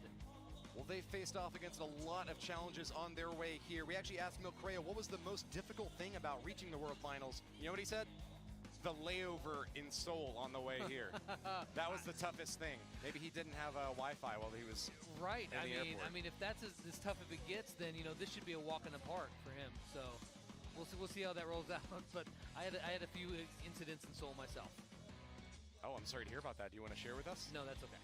I prefer to leave that memory in the past. The Incheon Airport is actually wonderful. They have little robots running around that can tell you saw one of those. where to go. I thought it was like a newfangled Roomba at first, but then I realized that no, it Did actually you just gave say newfangled? Yeah, a newfangled. Is that like a That's word? pretty old-fangled to say newfangled. Well, I tell you what, here, Woody, back in my day.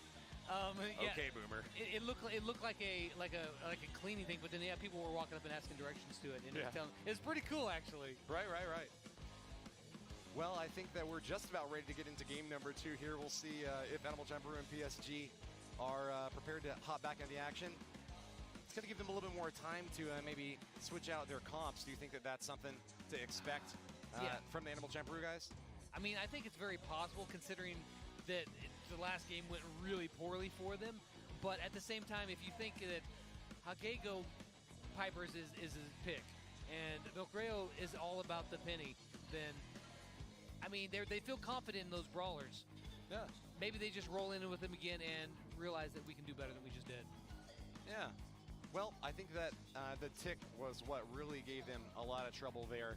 What do you think would be a preferable counter pick against the tick? Mortis. Given that Mortis is banned, is there anything that you can choose? Maybe. I mean, you could go with another thrower, but you're going to get outranged by tick.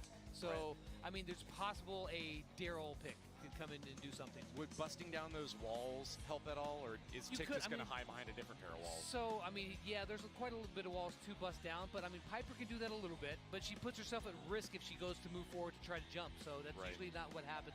This map is very much a sit back, poke, poke, poke, and see who can get one of those shots in there and get a kill, but I think that the only thing that could counter the tick really is either another tick that's just playing better, which didn't happen last time, or something that's really dynamic, and that's going to be a hard pick. Daryl, I don't think is out of the question, but I think that it's a little bit of a stretch. Play better than one of the best ticks in the game. That's going to be a very difficult ask for Animal Jam Peru to deliver.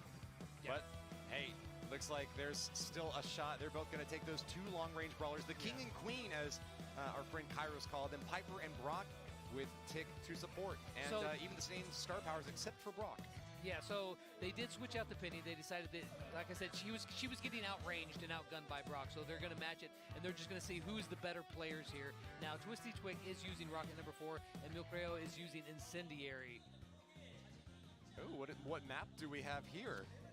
Not the right one. Well, hey, maybe this is a little bit of practice in the field here. No, not this time? Okay. That's funny that they didn't catch that before they all readied up, but they'll get that squared away here in just a second. I think they have other things on their mind right now. Oh, yes. It's I'm sure that there may be 1 or 2 pressures on them right now. Yeah. Or 12,000. Or 250,000, yeah, if you're counting the whole prize pool that they're competing for here. The weight of the world. I tell you what, man. The championship title before them. Right now, if Animal Jam Peru wins this, that guarantees them an extra 12,000. They've already won 12,000 just by making it here. If they win right here tonight and move on, that guarantees them at least a minimum of another $12,000. So that's pretty good. It's not a small amount of money that's on the line right now. Chump change for a mega millionaire like yourself, aren't you? That's the way we do it here. Big baller on the YouTube channel. I heard you have a pretty nice strategy channel for Brawl Stars. I do quite a bit of Brawl Stars channel. You guys should definitely go check it out. Lex. I've got like at least 3 subscribers. And you stream? Yeah. I do stream. In addition to streaming here. That's right. I stream over on Twitch as well. Lex Brawl Stars over on Twitch. Keep an eye out if you want to get the pro strats to make it here yourself one day, maybe next year. Right. Definitely, obviously. But you'll need 2 good teammates as well. Do you have any good clan recommendations, or I do. How might someone find a good band? Probably the best clubs. Actually, the clubs. Though. It's changed too many times. I know. Probably like the Bandits organization. Cactus Bandits. Okay. Boom Bandits, Whiskey Bandits, and the Scrappy Bandits. You guys go check them out. Golly, that's a lot of bands. That's a lot of bandits. Also, Tribe, also a good one. We got to rep the Tribe as well. Of course.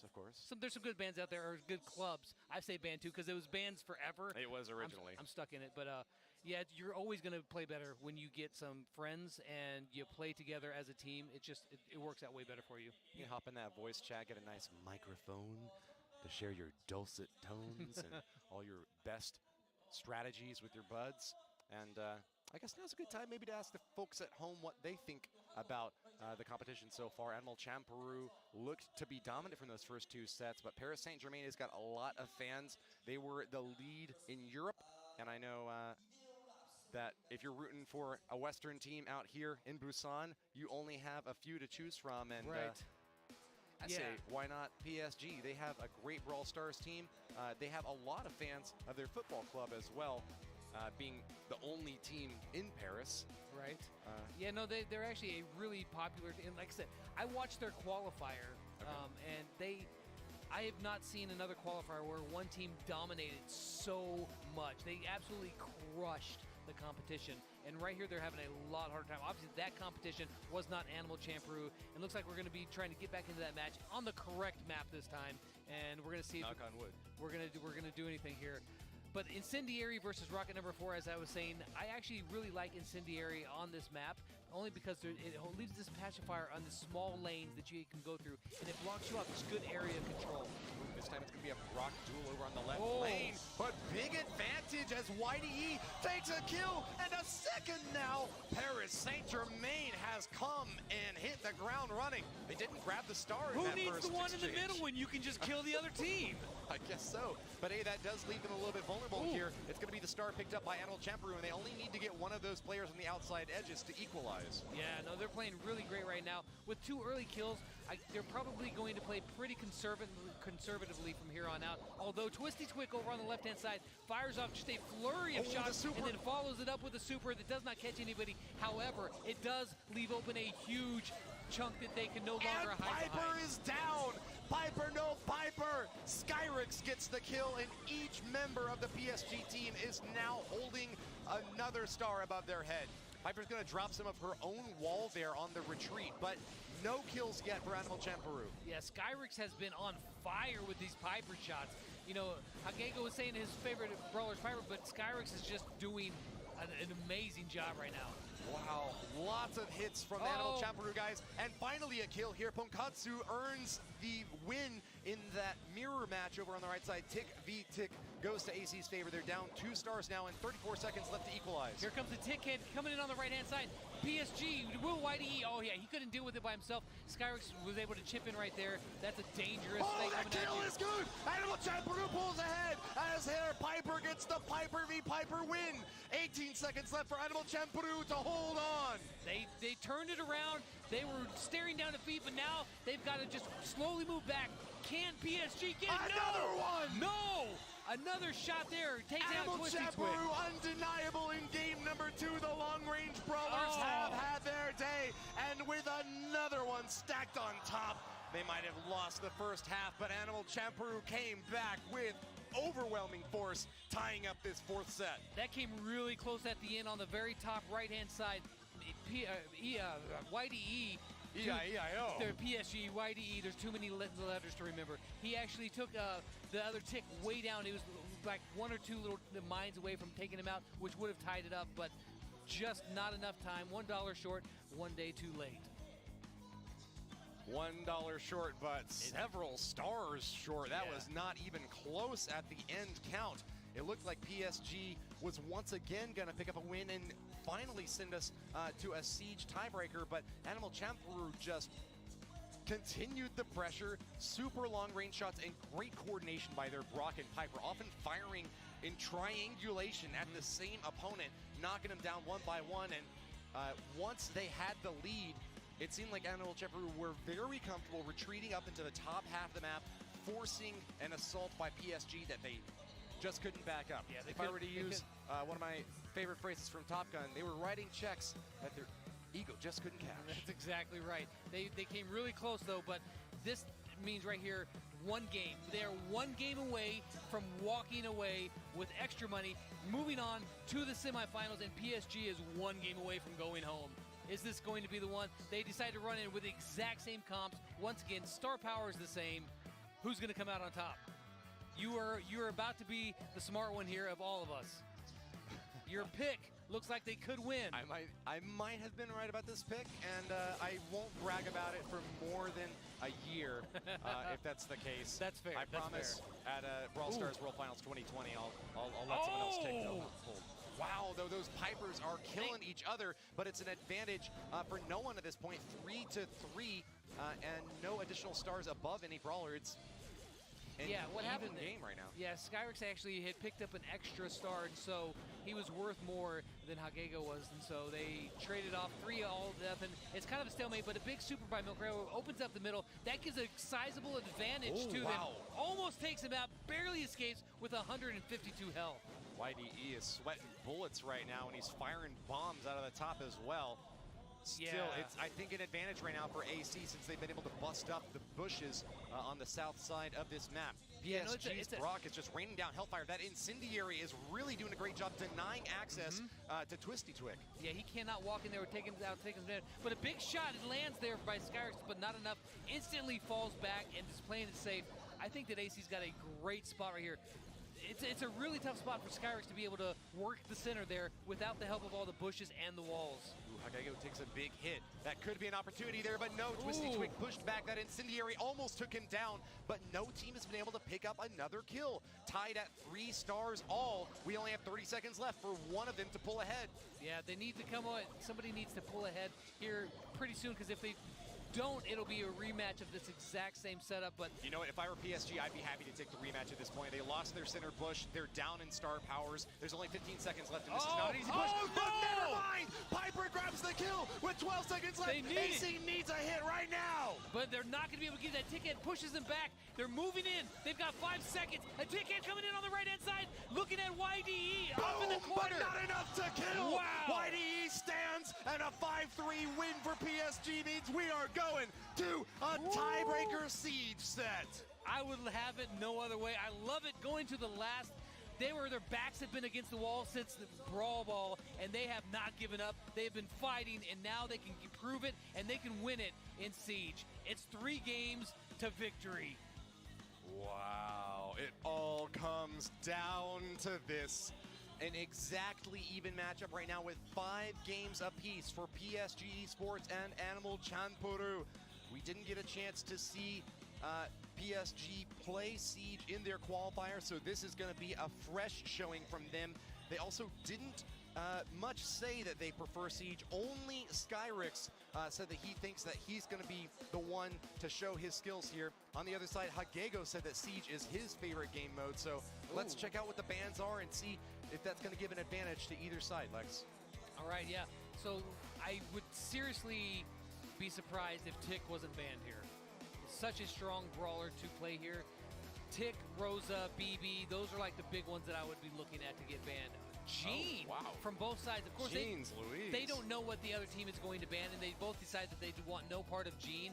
That opens up the field pretty wide open for almost every other option. It's going to be interesting to see what they decide to go forward with into these matches. Yeah, he can dish out a ton of damage on offense, and with that pull, he can grab any brawler that managed to pick up a bolt or even pull back the bot as it's approaching that Ike turret. So yeah, you can buy yourself a lot of time with that pull. We actually saw that in one of the previous matches. I thought it was like maybe a 12-bolt bot that was running straight for the turret and pulling it back with Gene. That turret barely took any damage. Yeah, it's a really good move, and so I mean, Gene is great, and he has tons of control with how far, not only how far his shot goes, but it goes out a certain distance, fans out into this massive arc, and it's such good area control that both teams didn't want any part of it.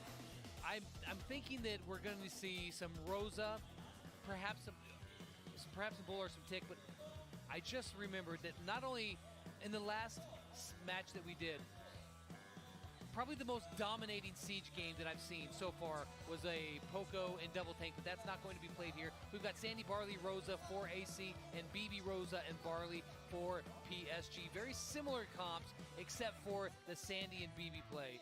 Sandy's going to give a little bit more, it's like more of a surprise kind of middle control, but BB is so good at Siege. At delivering that killing blow, she's also able to knock back with her first hit, so maybe see on defense a bot walking into range and then YDE knocking it back to take some more damage on the approach. Yeah, he did get a little bit too risky right there. He got the bolt, but once you get that Rosa in range of you and she's chasing you down, there's really not a lot that you can do to prevent it. And right now, AC has total control. Huge They lead. picked up all the bolts, All and but here one. comes the bot coming in right now. Yeah, we got a level 3 bot storming on through here. It's taking quite a bit of damage from this Barley, though. He is just hammering away with that super, trying to push back the enemy Barley as well, but he is pushed out himself. Ooh. That's an uncontested bot on the safe. Firing away, gets it down to 68%, and Emerald Champeroo already has a lead on this next one. They've got a 2-to-1 bolt advantage and hold position in the middle. That super from Sandy is coming in clutch, shutting down the BB, and now a 3-2 Brawler lead in the center. There's no way for PSG to get any bolts. Animal Champeroo looking to close it out with 2 bots. Complete and utter domination control of the center. If you can't get near the middle, there's no chance you are going to win, and they are absolutely dominating. And here comes another level 9 siege bot. 68% it's got to burn through. They may be able to hold this off if they play really well, especially with the BB, but no, a big super comes in from Agego and burns her down, and now with the bot charging in, the Sandy super, they don't know where they're coming from. 42, 32, 19, 10, 8, and they are going to finish it off right there with the first game in Siege going to Animal Champeroo. An admirable defense, but you can't stop the rock. The bot moves in and demolishes that turret. Animal Champeroo with the advantage in this final set. One game away from walking away with this. PSG's back's against the wall, as it has been this entire match. They've got to be getting comfortable but not happy with their position. So let's see if they can change. They actually got dominated. Top to bottom, they got dominated right there. Yeah, it wasn't even close, but I gotta say, I think one of the big reasons for that was that they fought so hard toward the end of that first bot. It seemed like they were able to get 1 or 2 of the bolts, but just shut down early on. When the first bot's coming at you, you gotta defend against that one. Then once that's done, the enemy already has control of the middle. They shut down with a beautiful Sandy super, able to keep what am I trying to say? Able to keep their opponents from being able to see where their positioning was at. So with those 2 punches going straight into PSG's face, it was easy to grab all the bolts. Yeah, that's why getting kills right around the bot and when that time it comes is really critical. And AC did a great job of not dying in that and knowing when to fall back and say, we've got enough, we're not going to be too greedy, we're going to regain control, and you're not going to sniff any more of these bolts. We're going to hold on to it, and we're going to have another bot coming your way very shortly. Well, speaking of very shortly, we will very shortly know which team is going to the semifinals. Animal Champeroo looking happy to be ahead now in this last set, but Paris Saint-Germain has picked up 2 sets in a row, and they're no strangers to being down. They've been able to push back for the victory in a previous set, but playing Brawl Ball, they found a big difficulty trying to surpass Animal Champeroo. Picked up that win for the tie, but it wasn't enough in the end. We'll go back to the drawing board now and see quite a bit of a change-up here in the compositions. What do you think here, Lex? Yeah, so they swapped out BB.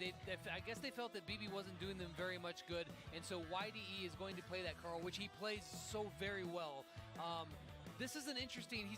Now, the good thing here is for PSG is that Carl is going to outrange Sandy, and that's going to be a big help.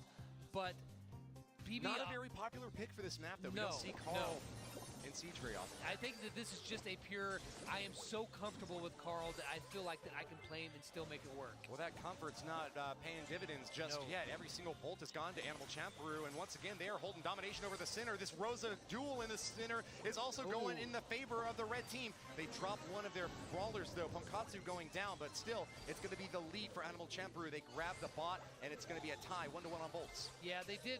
Were able to pick up a couple more, so now it's actually 2-1, and they just got to deal with this bot before he gets in there and does too much damage, which I don't expect him to really be able to do. Hardly any to the Ike there. No, they kill him, and he is only able to do 5% damage. But the real story here is the control, and look at where AC is right now. They have that control of the center, and they're back right where they were just a couple minutes ago.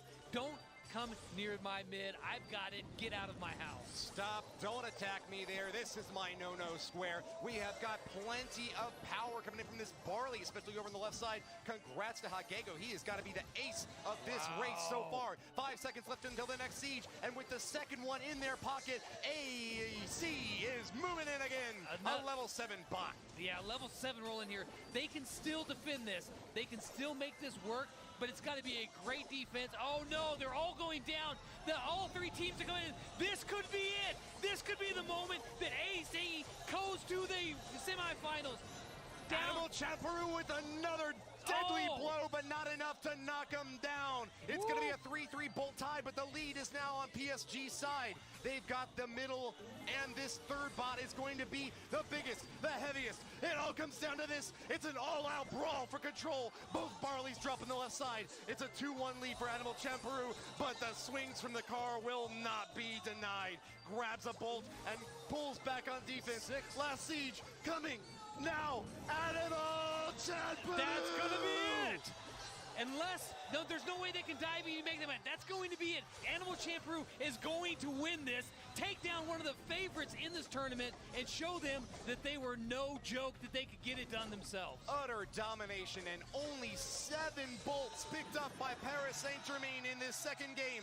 Animal Chaparoo advanced to the semifinals, and their names will echo through the halls tonight. This is an upset that not everybody except for only the really smart ones saw coming. You're very kind, Lex. Yeah, I thought they might have a solid chance. They've been talking about their practice paying off, and it sure did here. One of the highest synergistic teams here with great communication, clearly paying off. Their short trip from Seoul to Busan has left them with plenty of vigor and fight left in them. They'll be going up tomorrow in the semifinals, but we still have to figure out who their opponent will be. We're going to be squaring off to find out very shortly. Actually, maybe they're going up against our first winner. I think they We'll get the bracket later on. Don't worry about that. It's time to break down this match. We're soon going to find our 4th one, but first of all, let's talk a little bit more about how my correct prediction came through. Animal Chaparoo, the victors of match number 3. I mean, it was all about control in that last, there in Siege. They assumed control of the mid, and they would just held on to it with a fist so tight that they could not be pried out of their hands, and they dominated PSG. Sometimes you squeeze too tight and it slips right through. It almost slipped out of their hands with wins in the first 2 sets. It seemed like PSG might have gone for the reverse sweep there, 2 wins of their own. But when it came down to it, Siege was definitely in Animal Chaparoo's hands. Props to PSG, a dominant showing there in Heist, where they picked up the 2-0. I believe the Heist was the only 2-0 that PSG was able to get, but they did split there with Brawl Ball. So they'll go home with $12,500 and a lot of fans eager to see them return for another championship next year. Yeah, they played very well. I mean, I know it's disappointing for them, to have lost it, but you still got to be really proud of yourself that you've made it this far and you performed admirably on such a big stage. And so props to them, but Animal Chaparoo is the story of today with a big upset here over PSG. My goodness. All right, so let's take a quick look at the scores that we had for each of these matches. An 0-2 led Animal Chaparoo through the gym grab, and bouncing off once again to follow up with a Brawl Ball victory. That was the first time we'd seen any team here get back-to-back wins in the first 2 sets. It really seemed to me like that was going to be the last nail in the coffin and they were just going to be able to sweep. But Heist turned out to be the favorite game mode for Paris Saint-Germain. And I want to know, what do you think is the strength in leading here? Do you think that, I mean, more often it seems like that's what's able to deliver the victory. Yeah, no, I think that it was just, PSG just flat out, it wasn't like out-comped. It wasn't, out-strategized. They just flat out got outplayed because I think that AC just had the better players tonight on their side. They hit more shots. They controlled better. They positioned better, and they did such a great job, led by Hagego over there. It was just really brilliant. Yeah, but with a 2-1 in Bounty, PSG seemed to have that long-range advantage. I think that the Carl pick in that last Siege matchup might have been what held them back, though. He just doesn't have very much of an ability to round corners. But at any rate, we're going to be moving on right now. We've got a quick video to show to you before we break down the rest of this match and take a look at our highlights. Hello, we are PSG Sports. I'm Citric, 17 years old. I'm living in France. Hello, I'm Sam Bentley. I'm living in France. I'm 23 years old. Okay, I'm Mustafa Ibrahim. I'm 18 years old. I live in Austria. I'm Whitey, and I'm 17 years old, and I'm from Denmark. We found each other over the game and played a lot together, and we ended up doing really well together in tournaments. Then we got signed by PSG. Who is the best ace of the team. 3, 2, 1. I pick me because I know really me.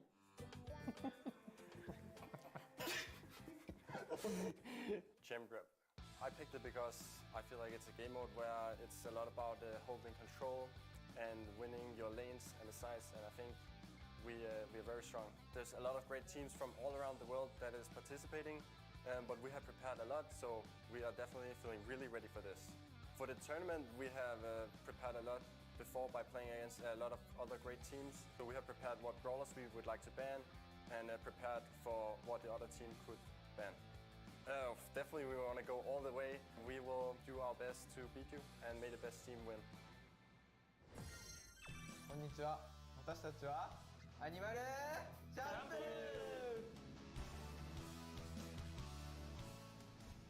自分のチームでの役割は2人をサポートして試合に勝つという役割です。自分の役割はとにかく粘って味方の援護を待つということです。私の役割は常に対面に勝ち続けることです。自分の好きなキャラはペニーです。スパイクです。エリザベスです。意識することはとにかく視野を広くして仲間の対面相手に弾を当てて仲間を勝たせるというところです。 8개 팀 중에 예상 순위 ナンバーワン。一番そう練習してきたんで、どのチームよりも練習してるんで、連携力で勝ちたいと思います。日本の強さを見せてやろう。1セットも取らせない。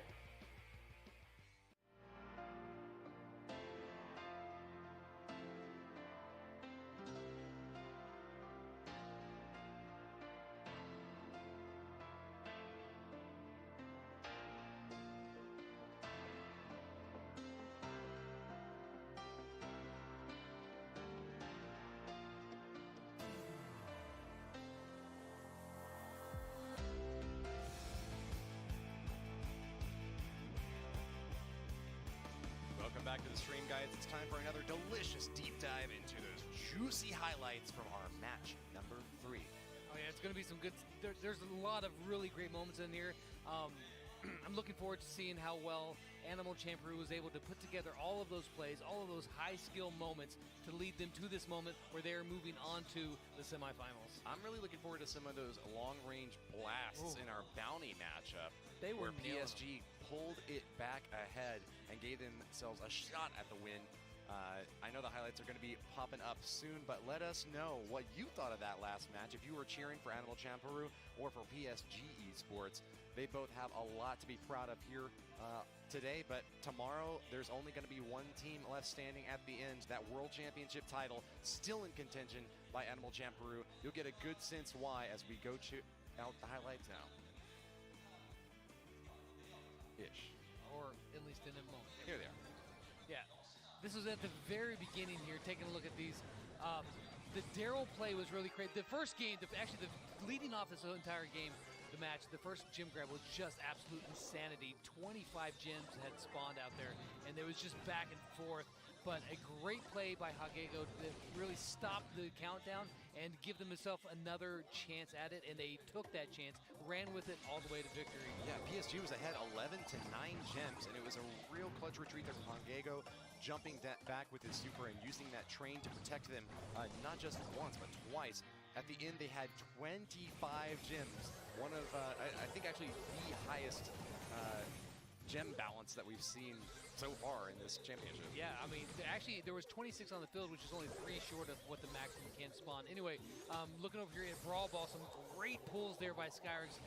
This was another area where I saw some play here that I didn't even really expect, but AC was doing things with that Sandy that I was not really looking for them to do, but with that point where he got it past almost everybody on the team at once was really amazing. With a big super, and right there is able to kick past all 3 of PSG's members. Incredible to be taking that much damage and still be confident to roll on through and blast in for that final shot. Animal Champeroo behind in Brawl Ball, but they kept at it and picked up that set win. In Heist, though, it was a different story. Paris Saint-Germain, well known for their high skills and perfect timing from the El Primo super, stopping short that Frank. Yeah, that's why El Primo is that counter for Frank. He just holds that super. As soon as Frank runs up, you stop him. But here's just right at the very end. Look at the two saves, just both melting. But at the very, we're talking milliseconds, and it would have been a tie. But 2% to 0, and then moving on to Bounty, it was a different story. The very first game, they tried the penny and it didn't work. But then they switched on over there and really, was able to make it work. Oh, those are Piper shots going out, long range. Those Brock and Piper shots over on that left side of the map was what I was glued to that whole time. Seemed like Animal Champer was going to get the win in that Bounty set, but PSG did a better job on that left lane. The last one right here, again, this was all about control, and AC had all of it. They let the bot go, and what you need to watch is that how when the bot doesn't, finish it off, they don't care. They don't try to press it. They fall back. They resume control here. And so when, PSG rolls up in, they're like, oh, so they're all still there, and we still can't get the bolts. And that was the story. I'm not sure if there was a single bot that PSG was able to grab. And Animal Champer always just a little bit ahead in that Siege setup. Got exactly what they need. A little bit in Siege goes a long way. Yeah, not surprising though. We're looking here at the most picked brawlers of the day. For Skyrix and Hagego, they both went with Piper 6 times each of them played, and they both actually played him. They both had some really good moments. Looking over here, I was curious looking at YDE. He went with Tick more than any other brawler, but that's mainly because AC knew which brawlers he wanted to play, and they did a great job of banning those brawlers. Yes, banned out Mortis twice against them. The only 2 times we've seen a Mortis ban was to deny YDE. The MVP for Paris Saint-Germain had a 33.33, repeating, of course, kill participation in that match.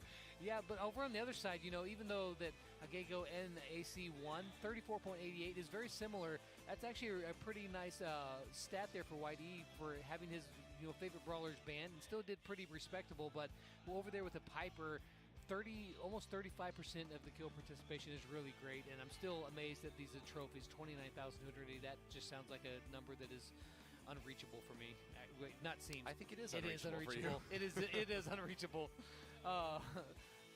That's really good here. So looking over here on set 1, again, 25 gems in that first game. That was just an absolutely The numbers bonkers belie game. the true story, though. Paris Saint-Germain was ahead in that first game of Gem Grab for a long That's time true. before AC was able to pull back and grab them all. You're right.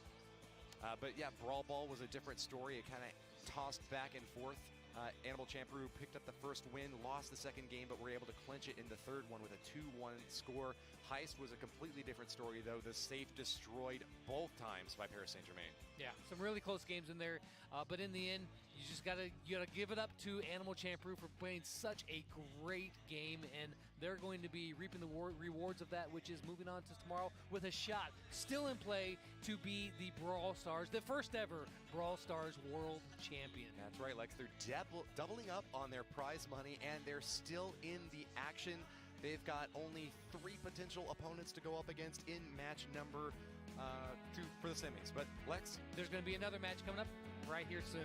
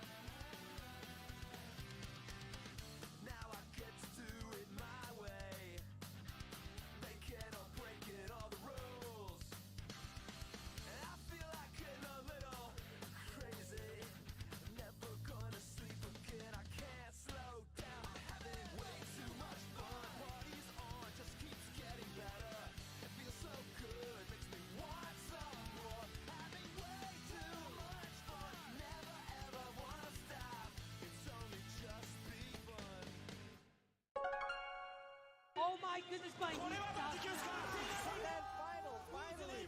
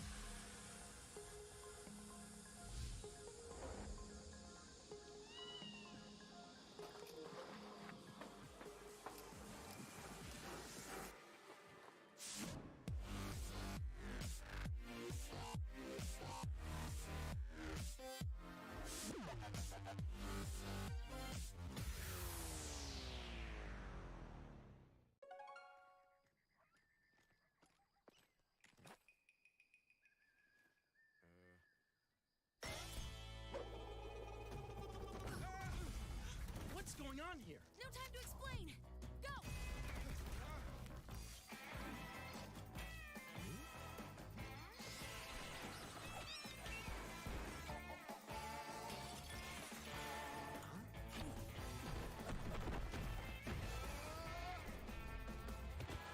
Someone normal.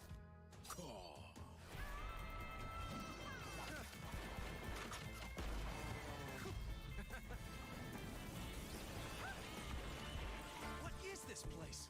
Well, you got a vest-wearing cactus, grave-digging bats, and a killer biker crow. Oh, and if you stop to explain, you're a goner. Okay.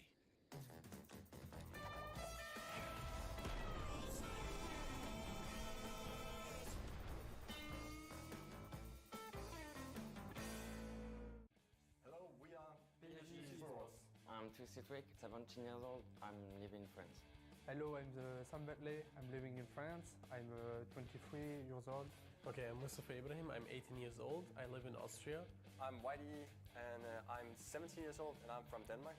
We found each other over the game and played a lot together, and we ended up doing really well together in tournaments. Then we got signed by PSG. Who is the best ace of the team? 3, 2, 1. I pick me because I know really me.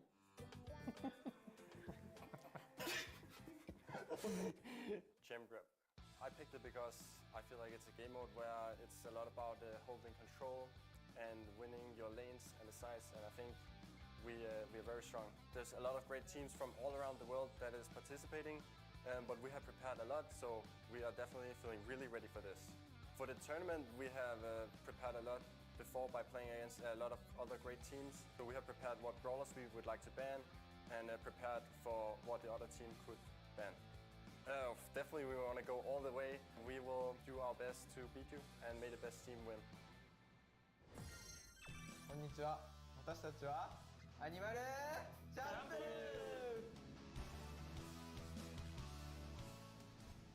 自分のチームでの役割は2人をサポートして試合に勝つという役割です。自分の役割はとにかく粘って味方の援護を待つということです。私の役割は常に対面に勝ち続けることです。自分の好きなキャラはペニーです。スパイクです。エリザベスです。意識することはとにかく視野を広くして仲間の対面相手に球を当てて仲間を勝たせるというところです。 8개 팀 중에 예상 순위 ナンバーワン。ナンバーワン。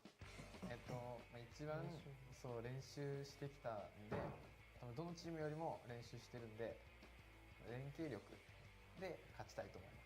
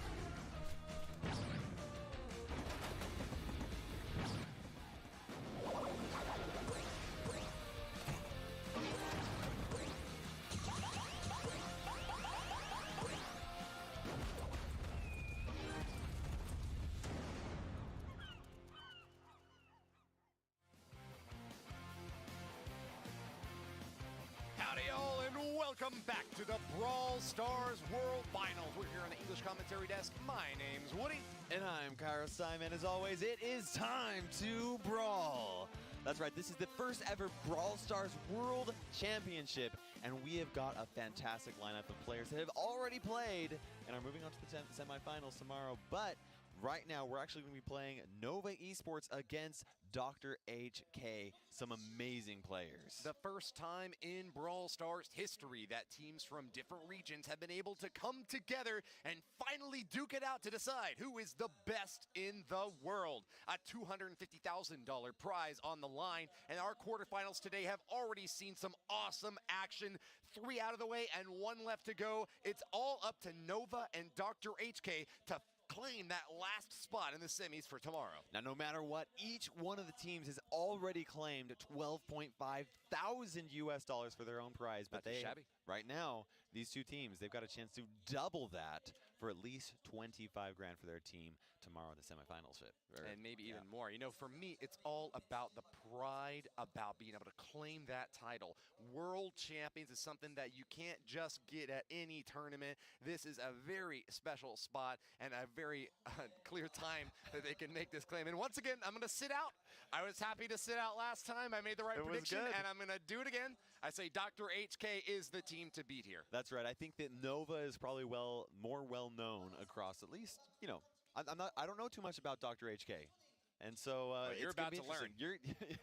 We'll see who really wins here. Well, Dr. HK actually had a dominant performance in their regional finals. They picked up a 3-0 victory over CTM. They played Gym Grab, they played Brawl Ball, and they played Siege. We're going to see 2 of those game modes right off the bat in this best of 5 sets. On the other side, Nova qualified through the European region, but they weren't able to have quite as strong of a performance. They actually only won 1 of those sets, and it was Brawl Ball. Yeah, Brawl Ball, and they actually did very well there. Now, for those of you guys that are just tuning in here, basically what we've got going on is we've got 5 different sets of each of the different 3v3 modes. Gem Grab, Brawl Ball, we got plenty, and you know, all of the team modes. So let's go ahead and see a little bit about the teams. Yeah, we'll learn a little bit more. I'm Tom.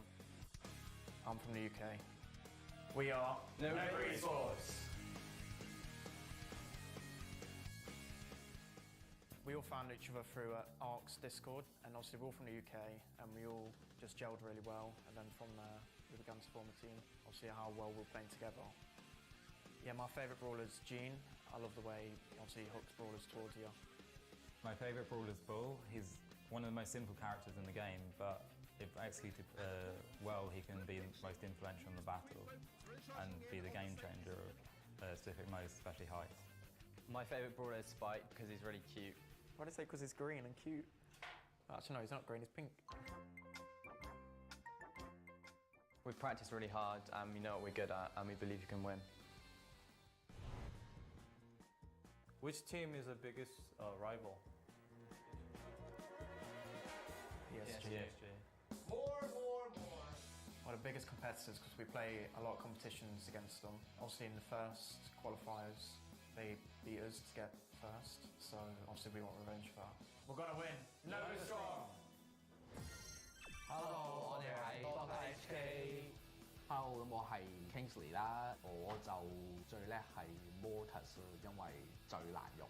Hello， 我係 Dr. Triple M 啦，我就最叻係 Shelly 啦，因為佢好中意嗰種短近距離嘭聲嘅嗰啲槍聲，所以就練佢練得多啲以前。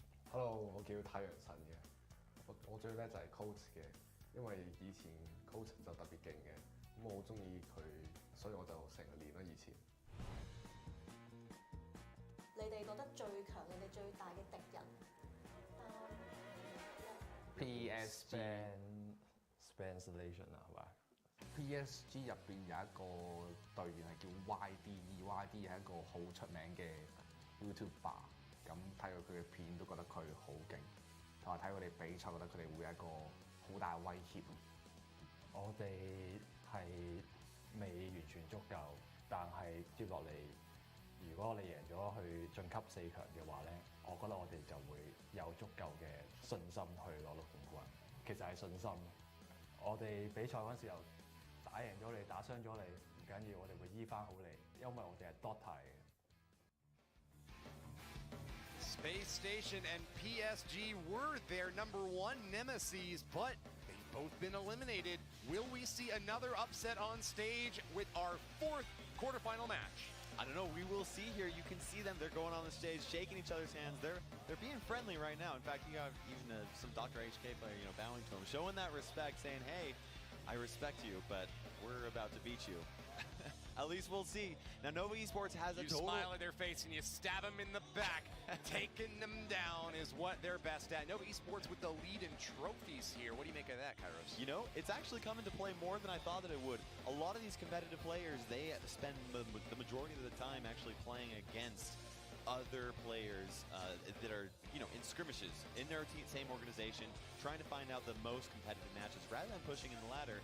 However, it seems like a lot of the teams that have had more total trophies have actually come out on top. And that goes into play because of how much time it takes to really push those trophies. All 3 brawlers on the Nova side have at least 20,000 trophies. That's a ton of experience in a competitive format, but keep in mind that the highly coveted tournament victories don't always follow the same playbook as the ladder. The metagame shifts and changes, especially because we have the inclusion of brawler bans here, where each team can exclude one brawler from play entirely. Yes, and a lot of that, the gameplay actually, or who wins, actually does go a lot into the brawlers that you pick, the brawlers that you ban, what you know about your opponents, and what you think they're going to end up playing. That really does go into a lot. And not only that, but we also have a live audience here. We've got thousands of people watching on YouTube and Twitch. There's a lot of pressure for them to compete against each other right now, and that can also go to your head as well. Man, you gotta give Kingsley those props for looking so solid on stage there. Sure can. He's giving that smile. He's giving the thumbs up. He's ready to go. And it's just the stare of death from Dr. Triple M directly at the screen. He knows where his bread is buttered. It's going to come from wins in Brawl Stars.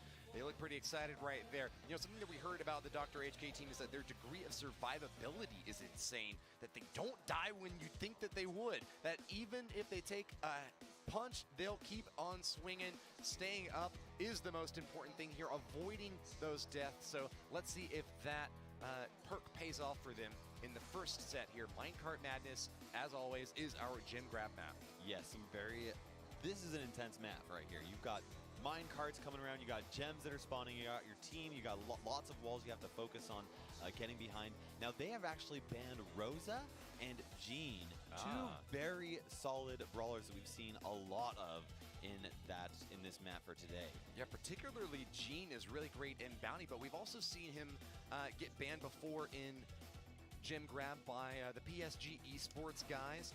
Jean, if he gets a pull on a brawler that has a ton of gems, that can often flip the entire game on its head. So clever pick here from Dr. HK. More happy to play standard gem grab, watching the gem carriers kind of accumulate slowly over time until one team gets to that avalanche point where they triggered the countdown. Absolutely. So they are playing all 5 of the competitive game modes, or up to 5 competitive game modes. And for each time they're playing, so for gem grab right here, we're doing best 2 of 3 for this.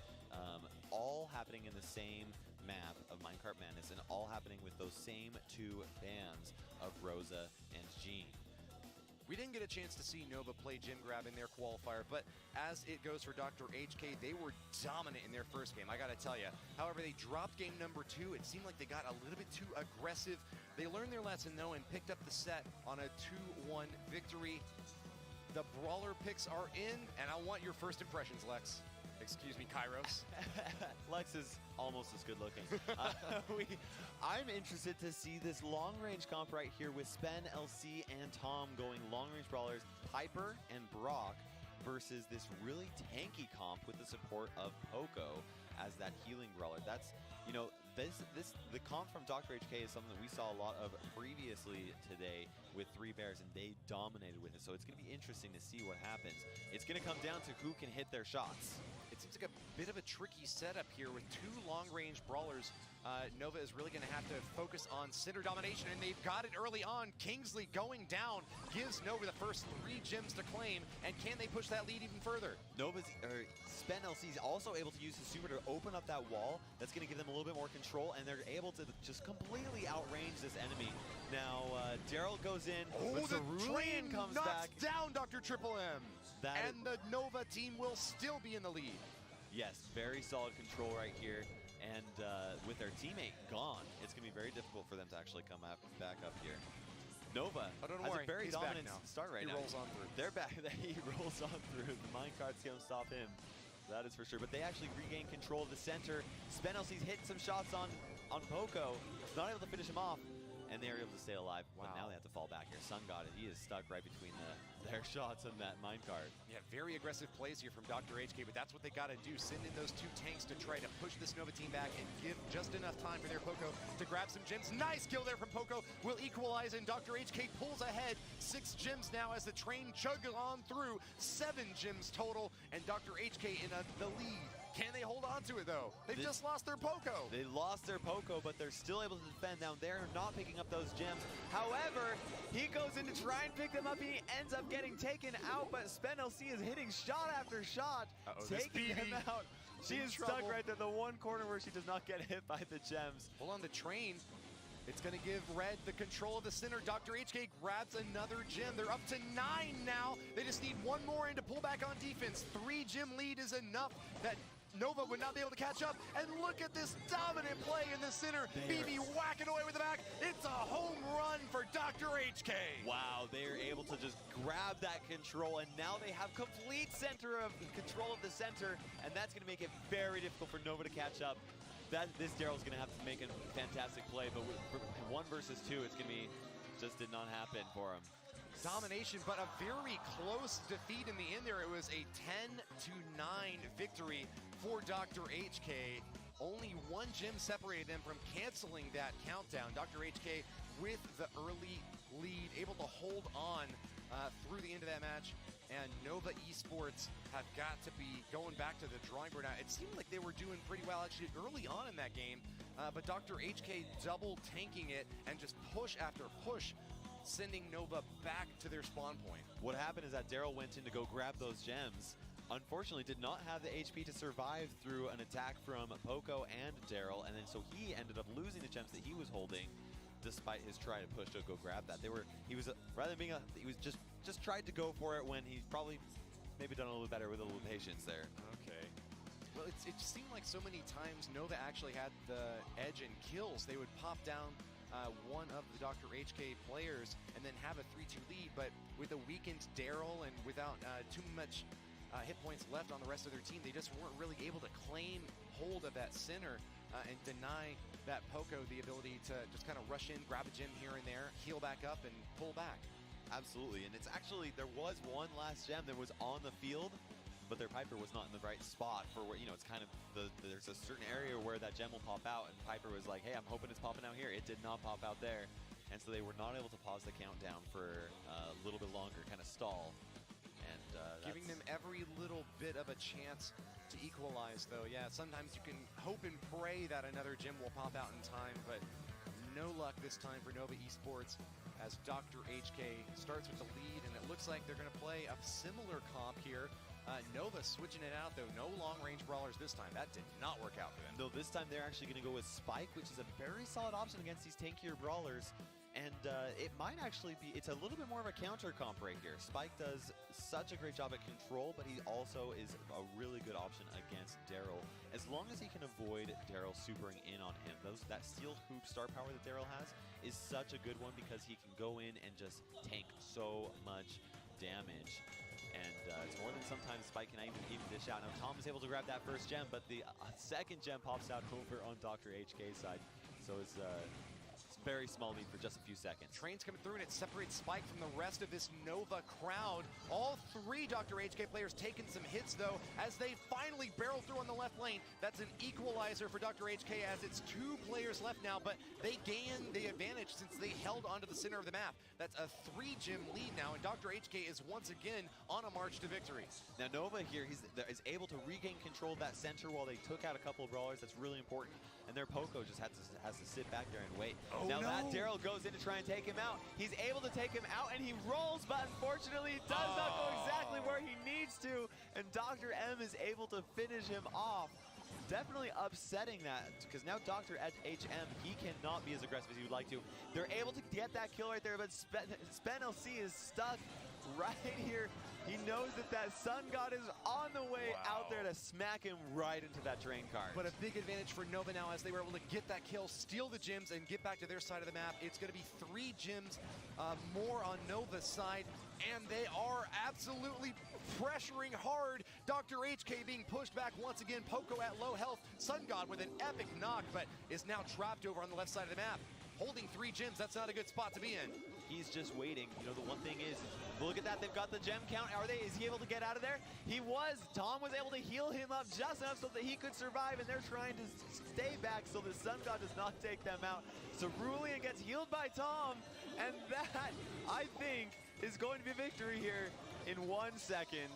Wow, so crazy. That swap back, we had Dr. HK, who was really dominant in that first match, but Nova definitely showed them what Nova Strong really means. Taken down for malpractice, Dr. HK is going to a tiebreaker now against Nova Esports. This gym grab competition is not yet over.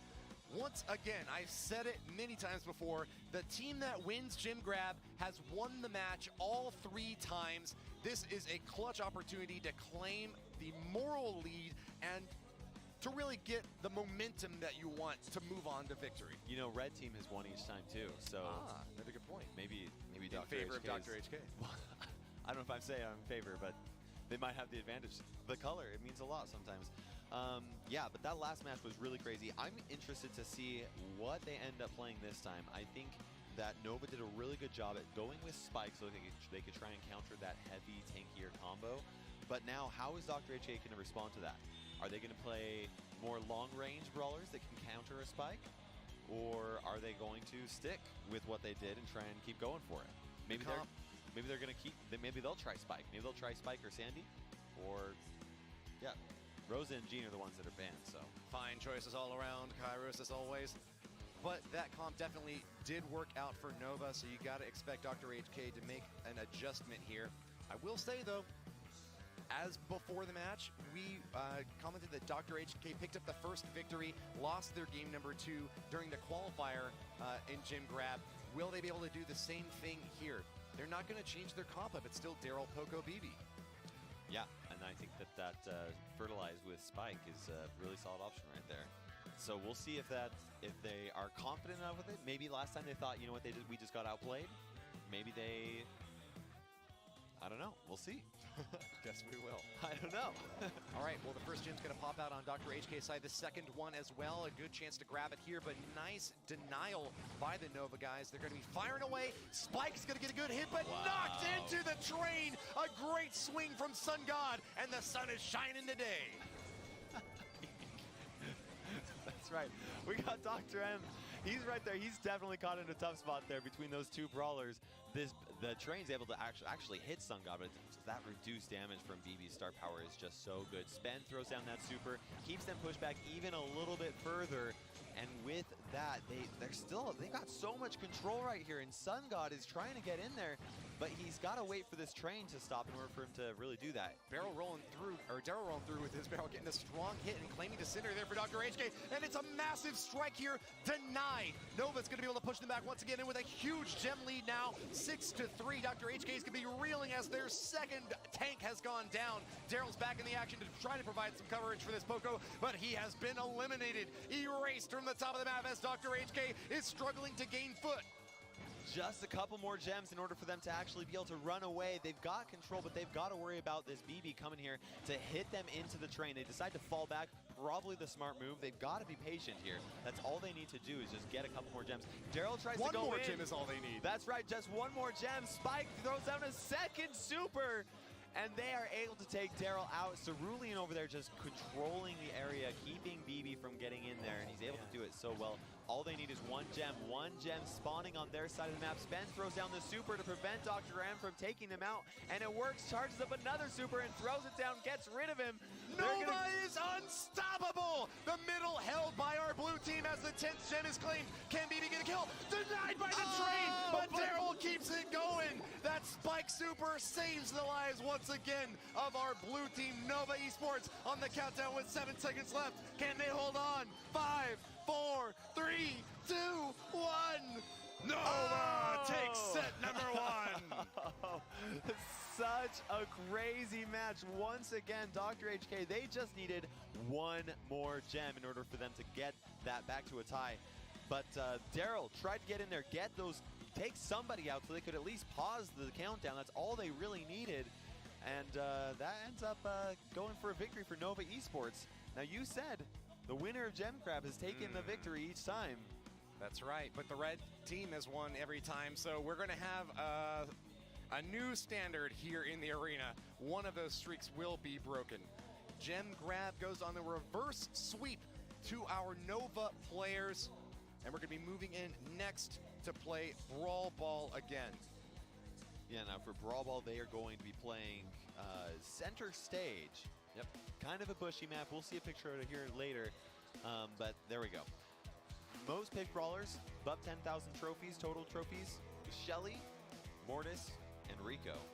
I don't know if we'll actually see any of those brawlers. We'll see what they end up banning. I would not be surprised if we saw some Sandy, maybe some Terra, some Spike, maybe some Rosa. Rosa's really good here. We've seen some of that. We've also seen some Daryl.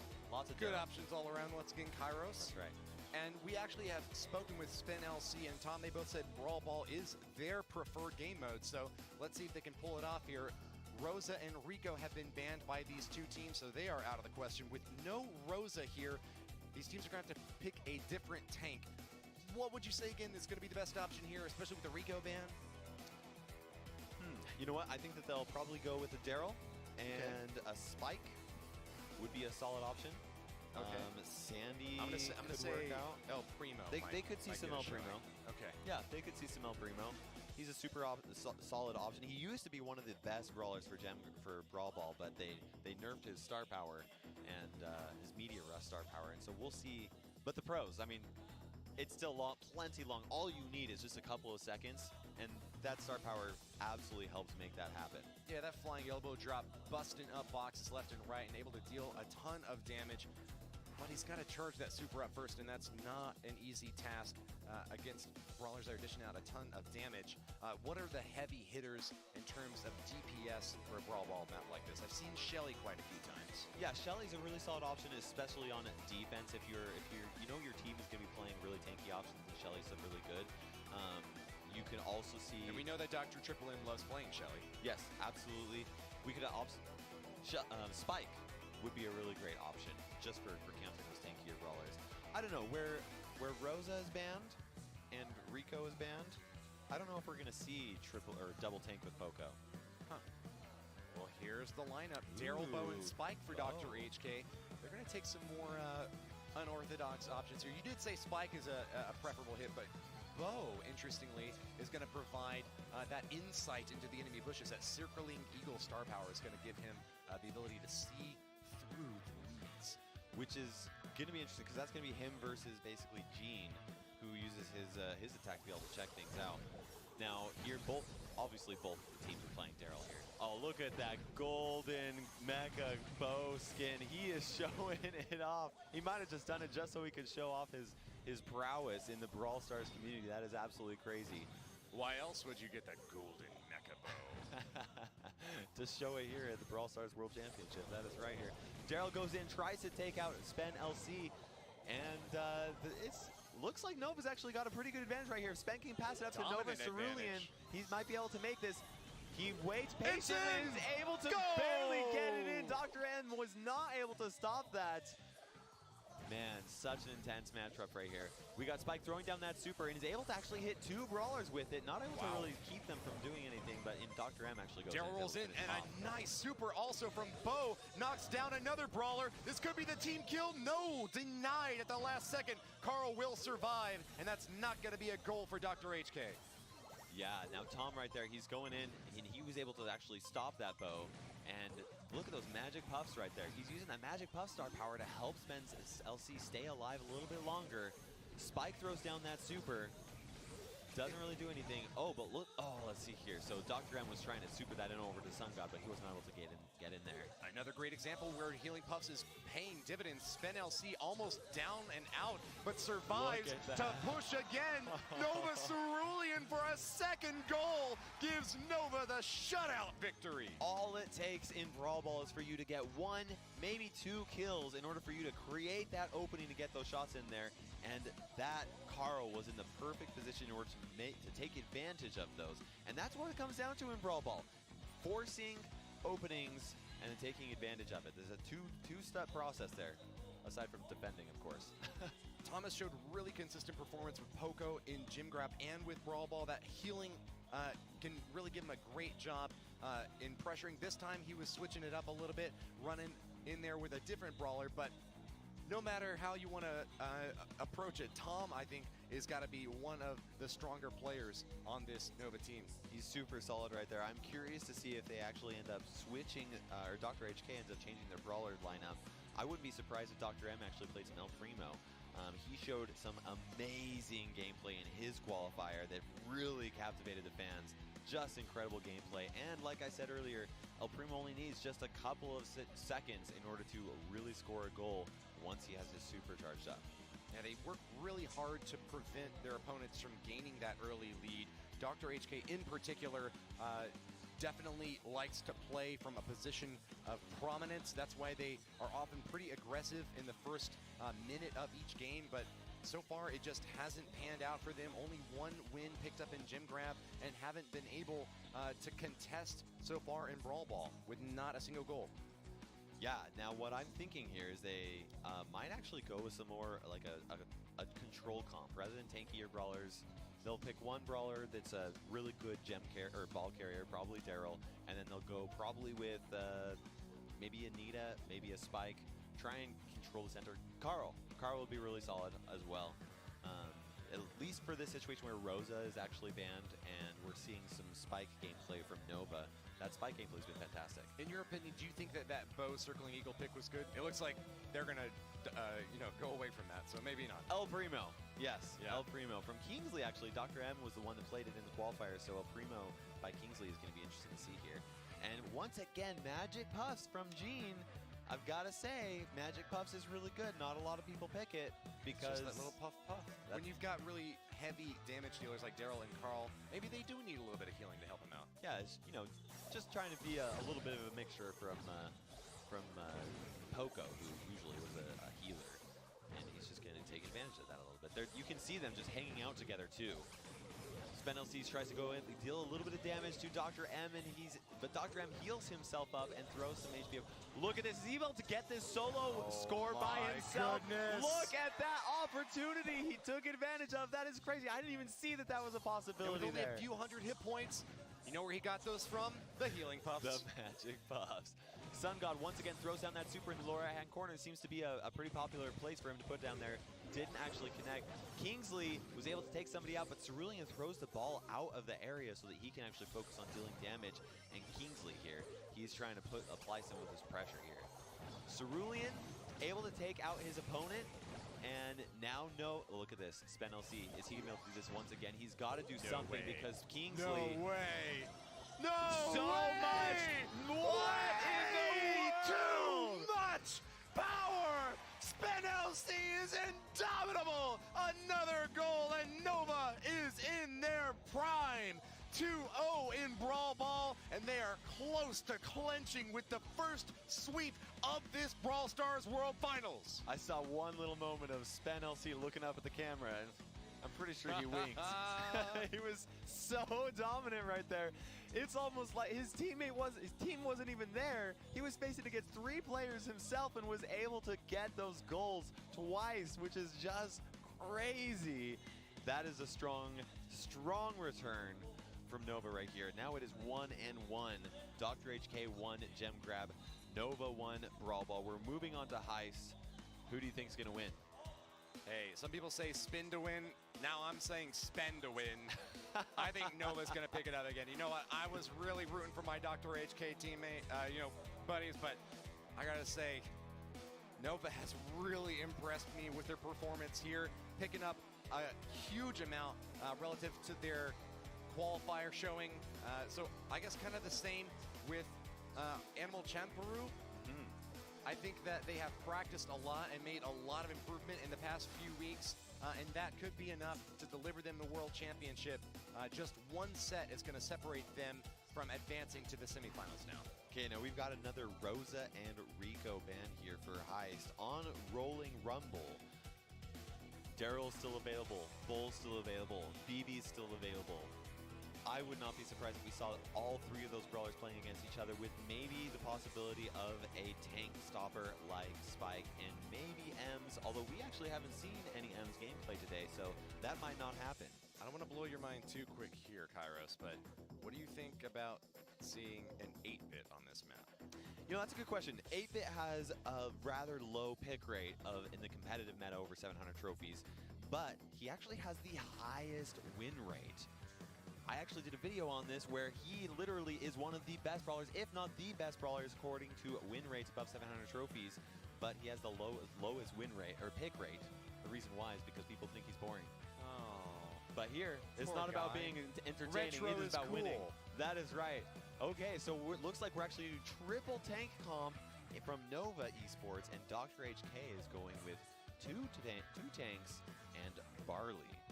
Hey, the winning comp in Heist for the past few matches has been triple tank. It's super important to get that damage in and get it fast, because we've seen base races go down in favor of the team that does more damage, and often that's going to be the melee brawlers. Yeah, Dr. HK is going to... Their all three sneaking in on the left side. What? It's going to be a base race, Kairos! And it looks like Nova's going to win this year. They've got more DPS, or maybe not. Maybe not. Let's see here. It is close, and Nova ends up taking that.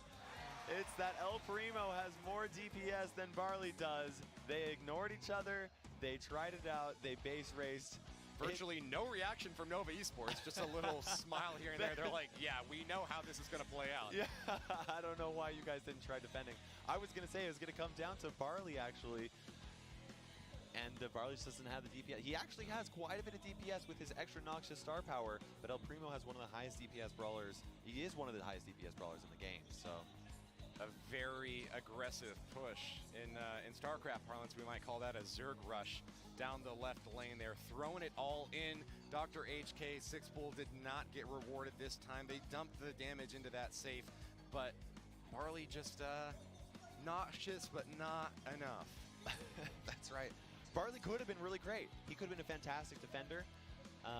Obviously, we've actually seen a lot of base races today, and I was not expecting that in today's competition. Normally, what I see on competitive matches is focusing on defense first and then going on offense, and it seems that players are going for, I don't know, I don't think that that's the smartest play most of the time, but obviously I'm not here as a #1, as a world champion player. So look, it confuses me a little bit too, because oftentimes when we see non-tank picks, that's an indication that that team is willing to play defense, trying to shut down their opponents and then shove it in even harder afterwards. Yeah, and this is what's happening right here. Dr. HK is doubling down on that tank aggressive base race combo, where Nova Esports is actually playing that Spike as a tank stopper. Okay, I see different star powers also between these two bulls. Berserker is going to get some more damage if he gets knocked down, but Tough Guy could give Dr. HK the survivability edge here. It's going to be Spike versus Daryl. Yeah, Spike versus Daryl. Spike versus Daryl, which is actually interesting because Daryl's typically been a really excellent option for this year. Now, you can see Tom right there. As Spike, his goal is going to be defense, and he's trying to do a little bit of damage to Dr. M, but it's Dr. M's running out and being running around, playing merry-go-round with it, basically. A little bit of a damage advantage here now for Dr. HK as they got one of their brawlers on the enemy safe, and it looks like he's still hitting away at it down there. Spike is just distracted, not able to finish him off. Meanwhile, 2v2 up on top is going to result in a lot of damage here, but I think that Dr. HK is going to win the exchange. Bull happy to barrel through that wall and bust it down. Advantage here for Dr. HK as they've done almost half the damage to that safe. Wow, Spike really did not do a good job repelling that Bull. You know, I think that Daryl did an especially good job at just avoiding those shots and wasting Spike's attacks, paying attention to when Spike actually had unloaded his shots so he couldn't. But Kingsley going in for this attack right here, dealing tons of damage. Two players are trying to stop, and they finally are able to, but now we got Spen LC just whacking on that save. Home run after home run. And it is close with a Bull charging it, but they're able to stop it. Tom throws down the... No, he does not throw down the super. And wow, Spin LC hard to stop here. Tried to get that super to bounce more than a couple of times, but couldn't get it to happen. Dr. HK still with a 5% lead now on safe health, but it's going to be the next attack that wins it. Daryl's rolling through, going to take a few shots at that BB, but doesn't make it to the safe. Defense from Spike is good. The charge in from Bull. Going in there. Is he able to finish it off? We got a shotgun on it. A ground slam from BB. What in the world? That was such a crazy match. When they decided to focus on defense first and then go on offense, that is when Dr. HK turned this thing around for them, and now it's going to come down to this last match for Heist. Both teams have won. Now, Nova Esports won Gem Grab and Brawl? Yep. They won both? Yep. Oh, my goodness. Okay, yes. Yeah, I mean, it's match point at this juncture for Dr. HK. They know it. They picked up a win, but they need to do it again. The audience clearly quite impressed by that come from behind performance. Dr. HK still trying to take a stab here, but having learned their lesson from that first ill-fated attempt in game number 1, they played a bit more standard there in game 2 and were rewarded like kings for it. That's absolutely right. Kingsley, Dr. HK, they're ready to go.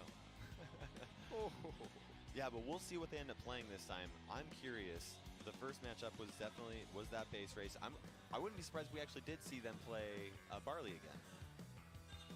Their original comp, it ended up not working out because it was just a straight up base race, but Barley might actually be a solid option against... Oh, it's not happening.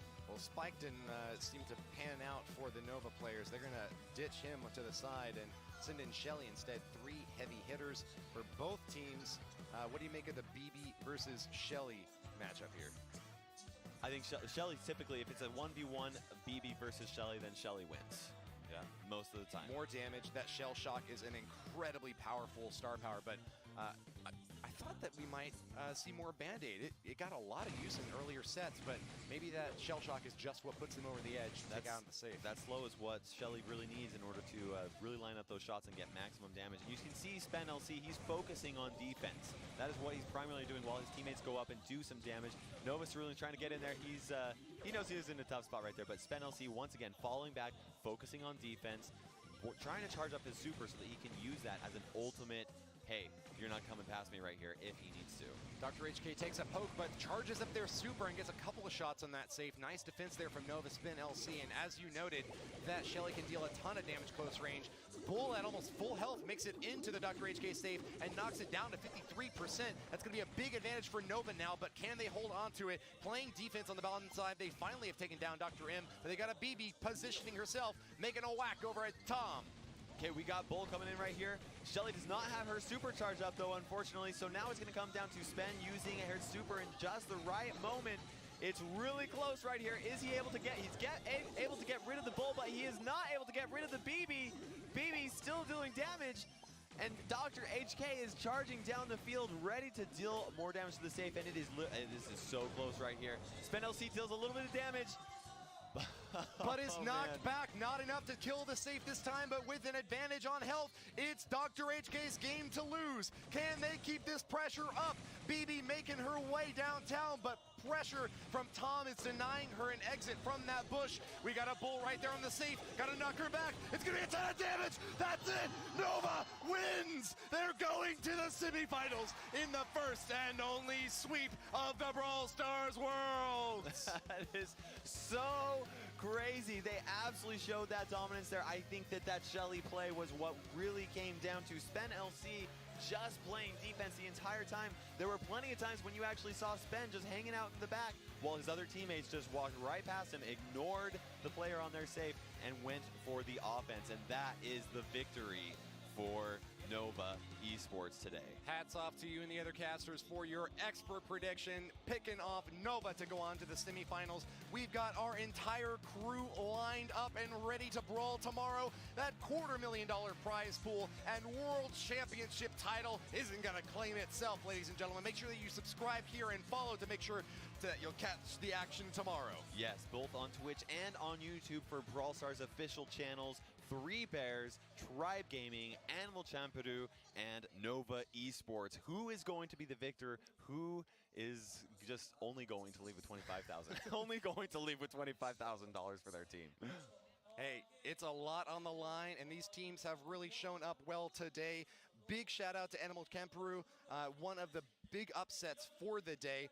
But I'm also proud that 3 Bears and Tribe Gaming, as well as Nova Esports, are giving us representation from regions around the world. Wherever you are, you still have a team left to root for, and I hope you let us know in chat which team you are cheering on in the semifinals tomorrow. That's right. Hashtag 3 Bears, hashtag Tribe Gaming, hashtag Animal Champidu, or hashtag Nova Strong. We'll see. Only Nova one will win. Esports. I think you might have a prediction here.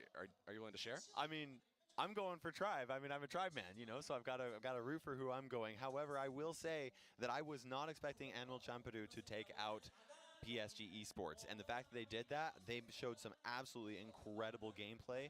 I think it's going to come down to let's see here. Is it going to be 3 Bears versus Tribe Gaming and Animal Champidu versus Nova Esports? Is that how it works? I'm not sure how that bracket's going to shape up. Maybe we get a chance to peek at it here on the overlay, but otherwise we'll be sure to tweet it out and let everyone know where those top 4 teams are going to be standing.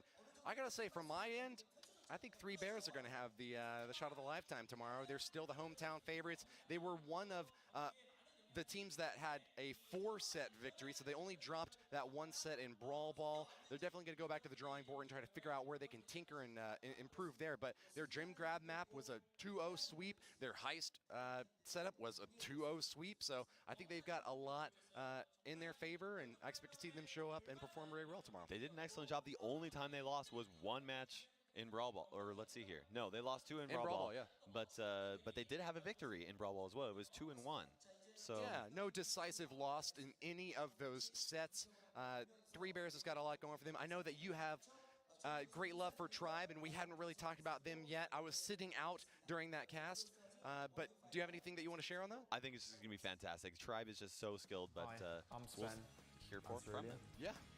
I'm Tom. I'm from the UK. We are Nova Esports.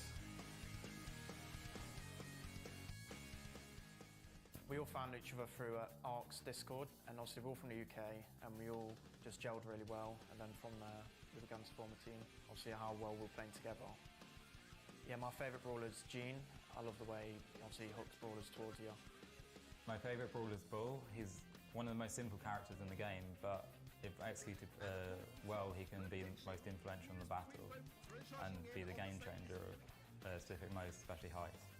My favourite brawler is Spike because he's really cute. Why did I say because he's green and cute? Actually, no, he's not green, he's pink. We've practiced really hard and we know what we're good at and we believe you can win. Which team is the biggest rival? PSG. More. Well, the biggest competitors because we play a lot of competitions against them. Obviously in the first qualifiers, they beat us to get first, so obviously we want revenge for that. We're gonna win! Nova Strong! Hello， 我哋係 Doctor HK。Hello， 咁我係 Kingsley 啦，我就最叻係 Mortis， 因為最難用。Hello， 我係 Doctor Triple M 啦，我就最叻係 Shelly 啦，因為佢好中意嗰種短近距離嘭嘭聲嘅嗰啲槍聲，所以就練佢練得多啲以前。Hello， 我叫太陽神嘅，我最叻就係 Coach 嘅，因為以前 Coach 就特別勁嘅，咁我好中意佢，所以我就成日練啦以前。你哋覺得最強、你哋最大嘅敵人？PS Spencelation 啊，係咪 ？PSG 入邊有一個隊員係叫 YD，YD 係一個好出名嘅 YouTuber。咁睇過佢嘅片都覺得佢好勁，同埋睇佢哋比賽覺得佢哋會有一個好大嘅威脅。我哋係未完全足夠，但係接落嚟，如果我哋贏咗去晉級4強嘅話咧，我覺得我哋就會有足夠嘅信心去攞到冠軍。其實係信心。我哋比賽嗰陣時候打贏咗你，打傷咗你唔緊要，我哋會醫翻好你，因為我哋係 Doctor 嚟嘅。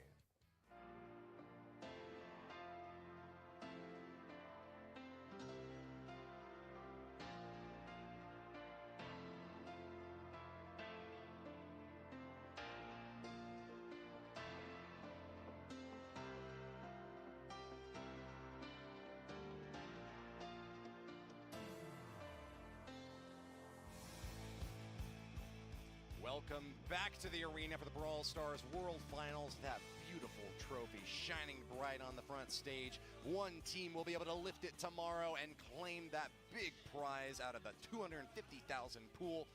Kairos, what do you think of the action so far today? I've been blown away. Honestly, there's so much. It's a good thing you're strapped into this seat. Yeah, it's got me good down in here. But there's been a lot of really big matches between players. I've been surprised to see only a couple of teams have really been very dominant against their opponents. A lot of close matches. Nova, I think, is a dominant team, and would you say Three Bears? Three Bears. Yeah? Yes. Well, I know that we're going to be ready to hop back into some highlights, so let's check out that juicy action from the previous match between Nova Esports and Dr. HK. Yeah, Nova Cerulean there. He goes in and is able to stop that.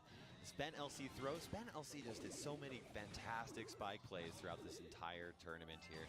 And they're just grabbing that control in the center, keeping the team completely pushed back, making it very difficult for Dr. HK to actually come in there and even get any gems. There you got Dr. M trying to go in there, grab some gems, but and Tom. the area denial from back-to-back Spike supers just shutting down Dr. HK in the late stages of that round. Yeah, you even saw that multiple times there. There's a second super right there. He takes somebody out, charges up his super, throws down another, makes it so hard for the enemy Daryl to actually get in there. And here you've got them. They got the countdown. They can grab that and just run away. And that's exactly what they do. Unfortunately, one more gem did not spawn out there for Dr. HK to actually tie that up. Moving on to Brawl Ball now. We saw an equally dominant performance here from Daryl, getting shot after shot. Spend the MVP of this set for sure. This is such a great play right here where both of his teammates end up getting taken out. Kingsley throws down his super, tries to get in there. Spen LC, 3 players trying to deal damage to him, and he's still able to go through with 100 HP is all he had when he's able to kick that in and grab that goal. In this first game of Heist, we saw a base race between these two teams, but with only 1 brawler difference, Barley was not enough DPS compared to the overwhelming force dished out by El Primo up top. Nova picked up the win easily with a 17% lead. Gameplay was definitely changed after that, where both teams tried to play a little bit more defensive before going on the offense, but Nova ended up taking that victory for Heist, which was all they needed to finish out the match for today. A big congratulations to Nova Esports for being the only team to sweep through all 3 sets today.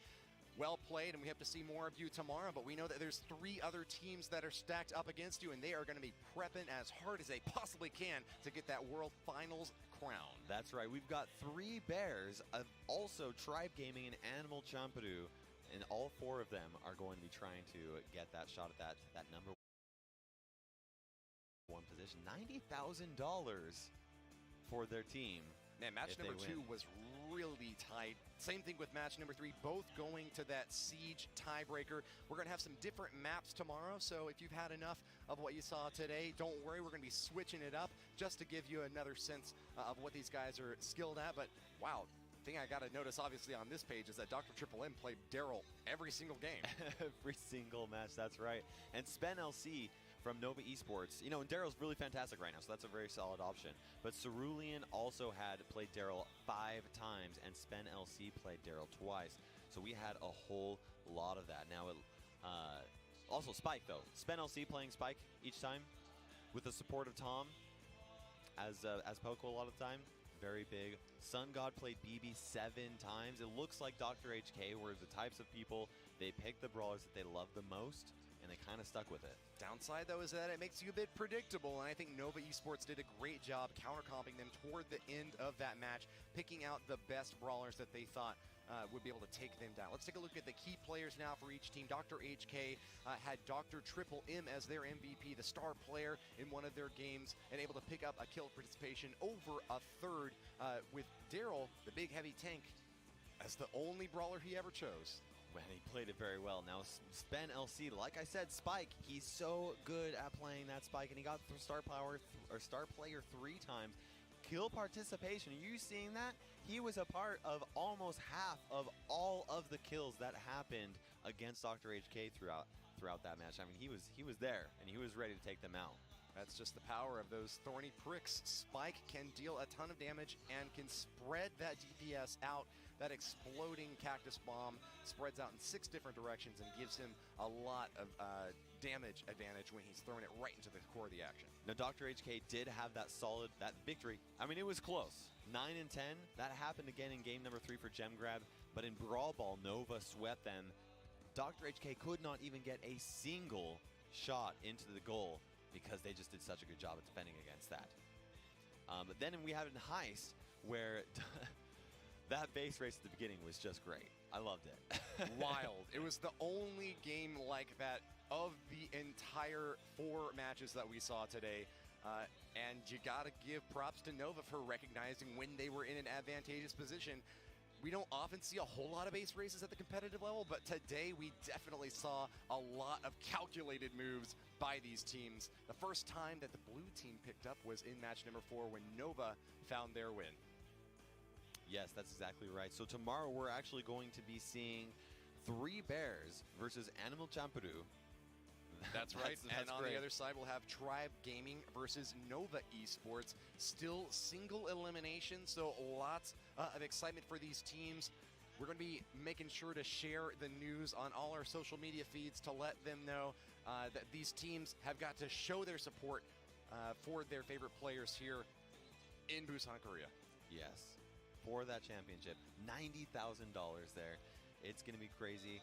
And thank you guys so much for watching today's episode. That's how I end my video. Today's episode of Brawl Stars Finals is brought to you by the great minds over at Supercell. And thanks very much to Lex and Kairos. My name's Woody. We've been your casters for today, and we'll see you again tomorrow. I hope that you'll tune in on all the main Brawl Stars channels and let us know what you think over on the social medias as well. That's right. And we're going to go back over to the opening to the host. Yeah, the host is going to close things out as is customary. 브롤스타즈 월드 파이널 2019 치열했던 8강의 경기 끝에 이제 단 4팀만이 남아있습니다. 다시 한번 치열하고 재밌었던 경기를 펼쳐준 모든 선수들에게 응원의 박수 부탁드리면서요. 내일은 저녁 6시 더욱더 치열하고 재미있는 경기로 4강 그리고 결승전이 펼쳐집니다. 늦은 시간까지 시청해주신 많은 여러분들께 감사의 말씀 드리면서 내일도 렛츠 브롤!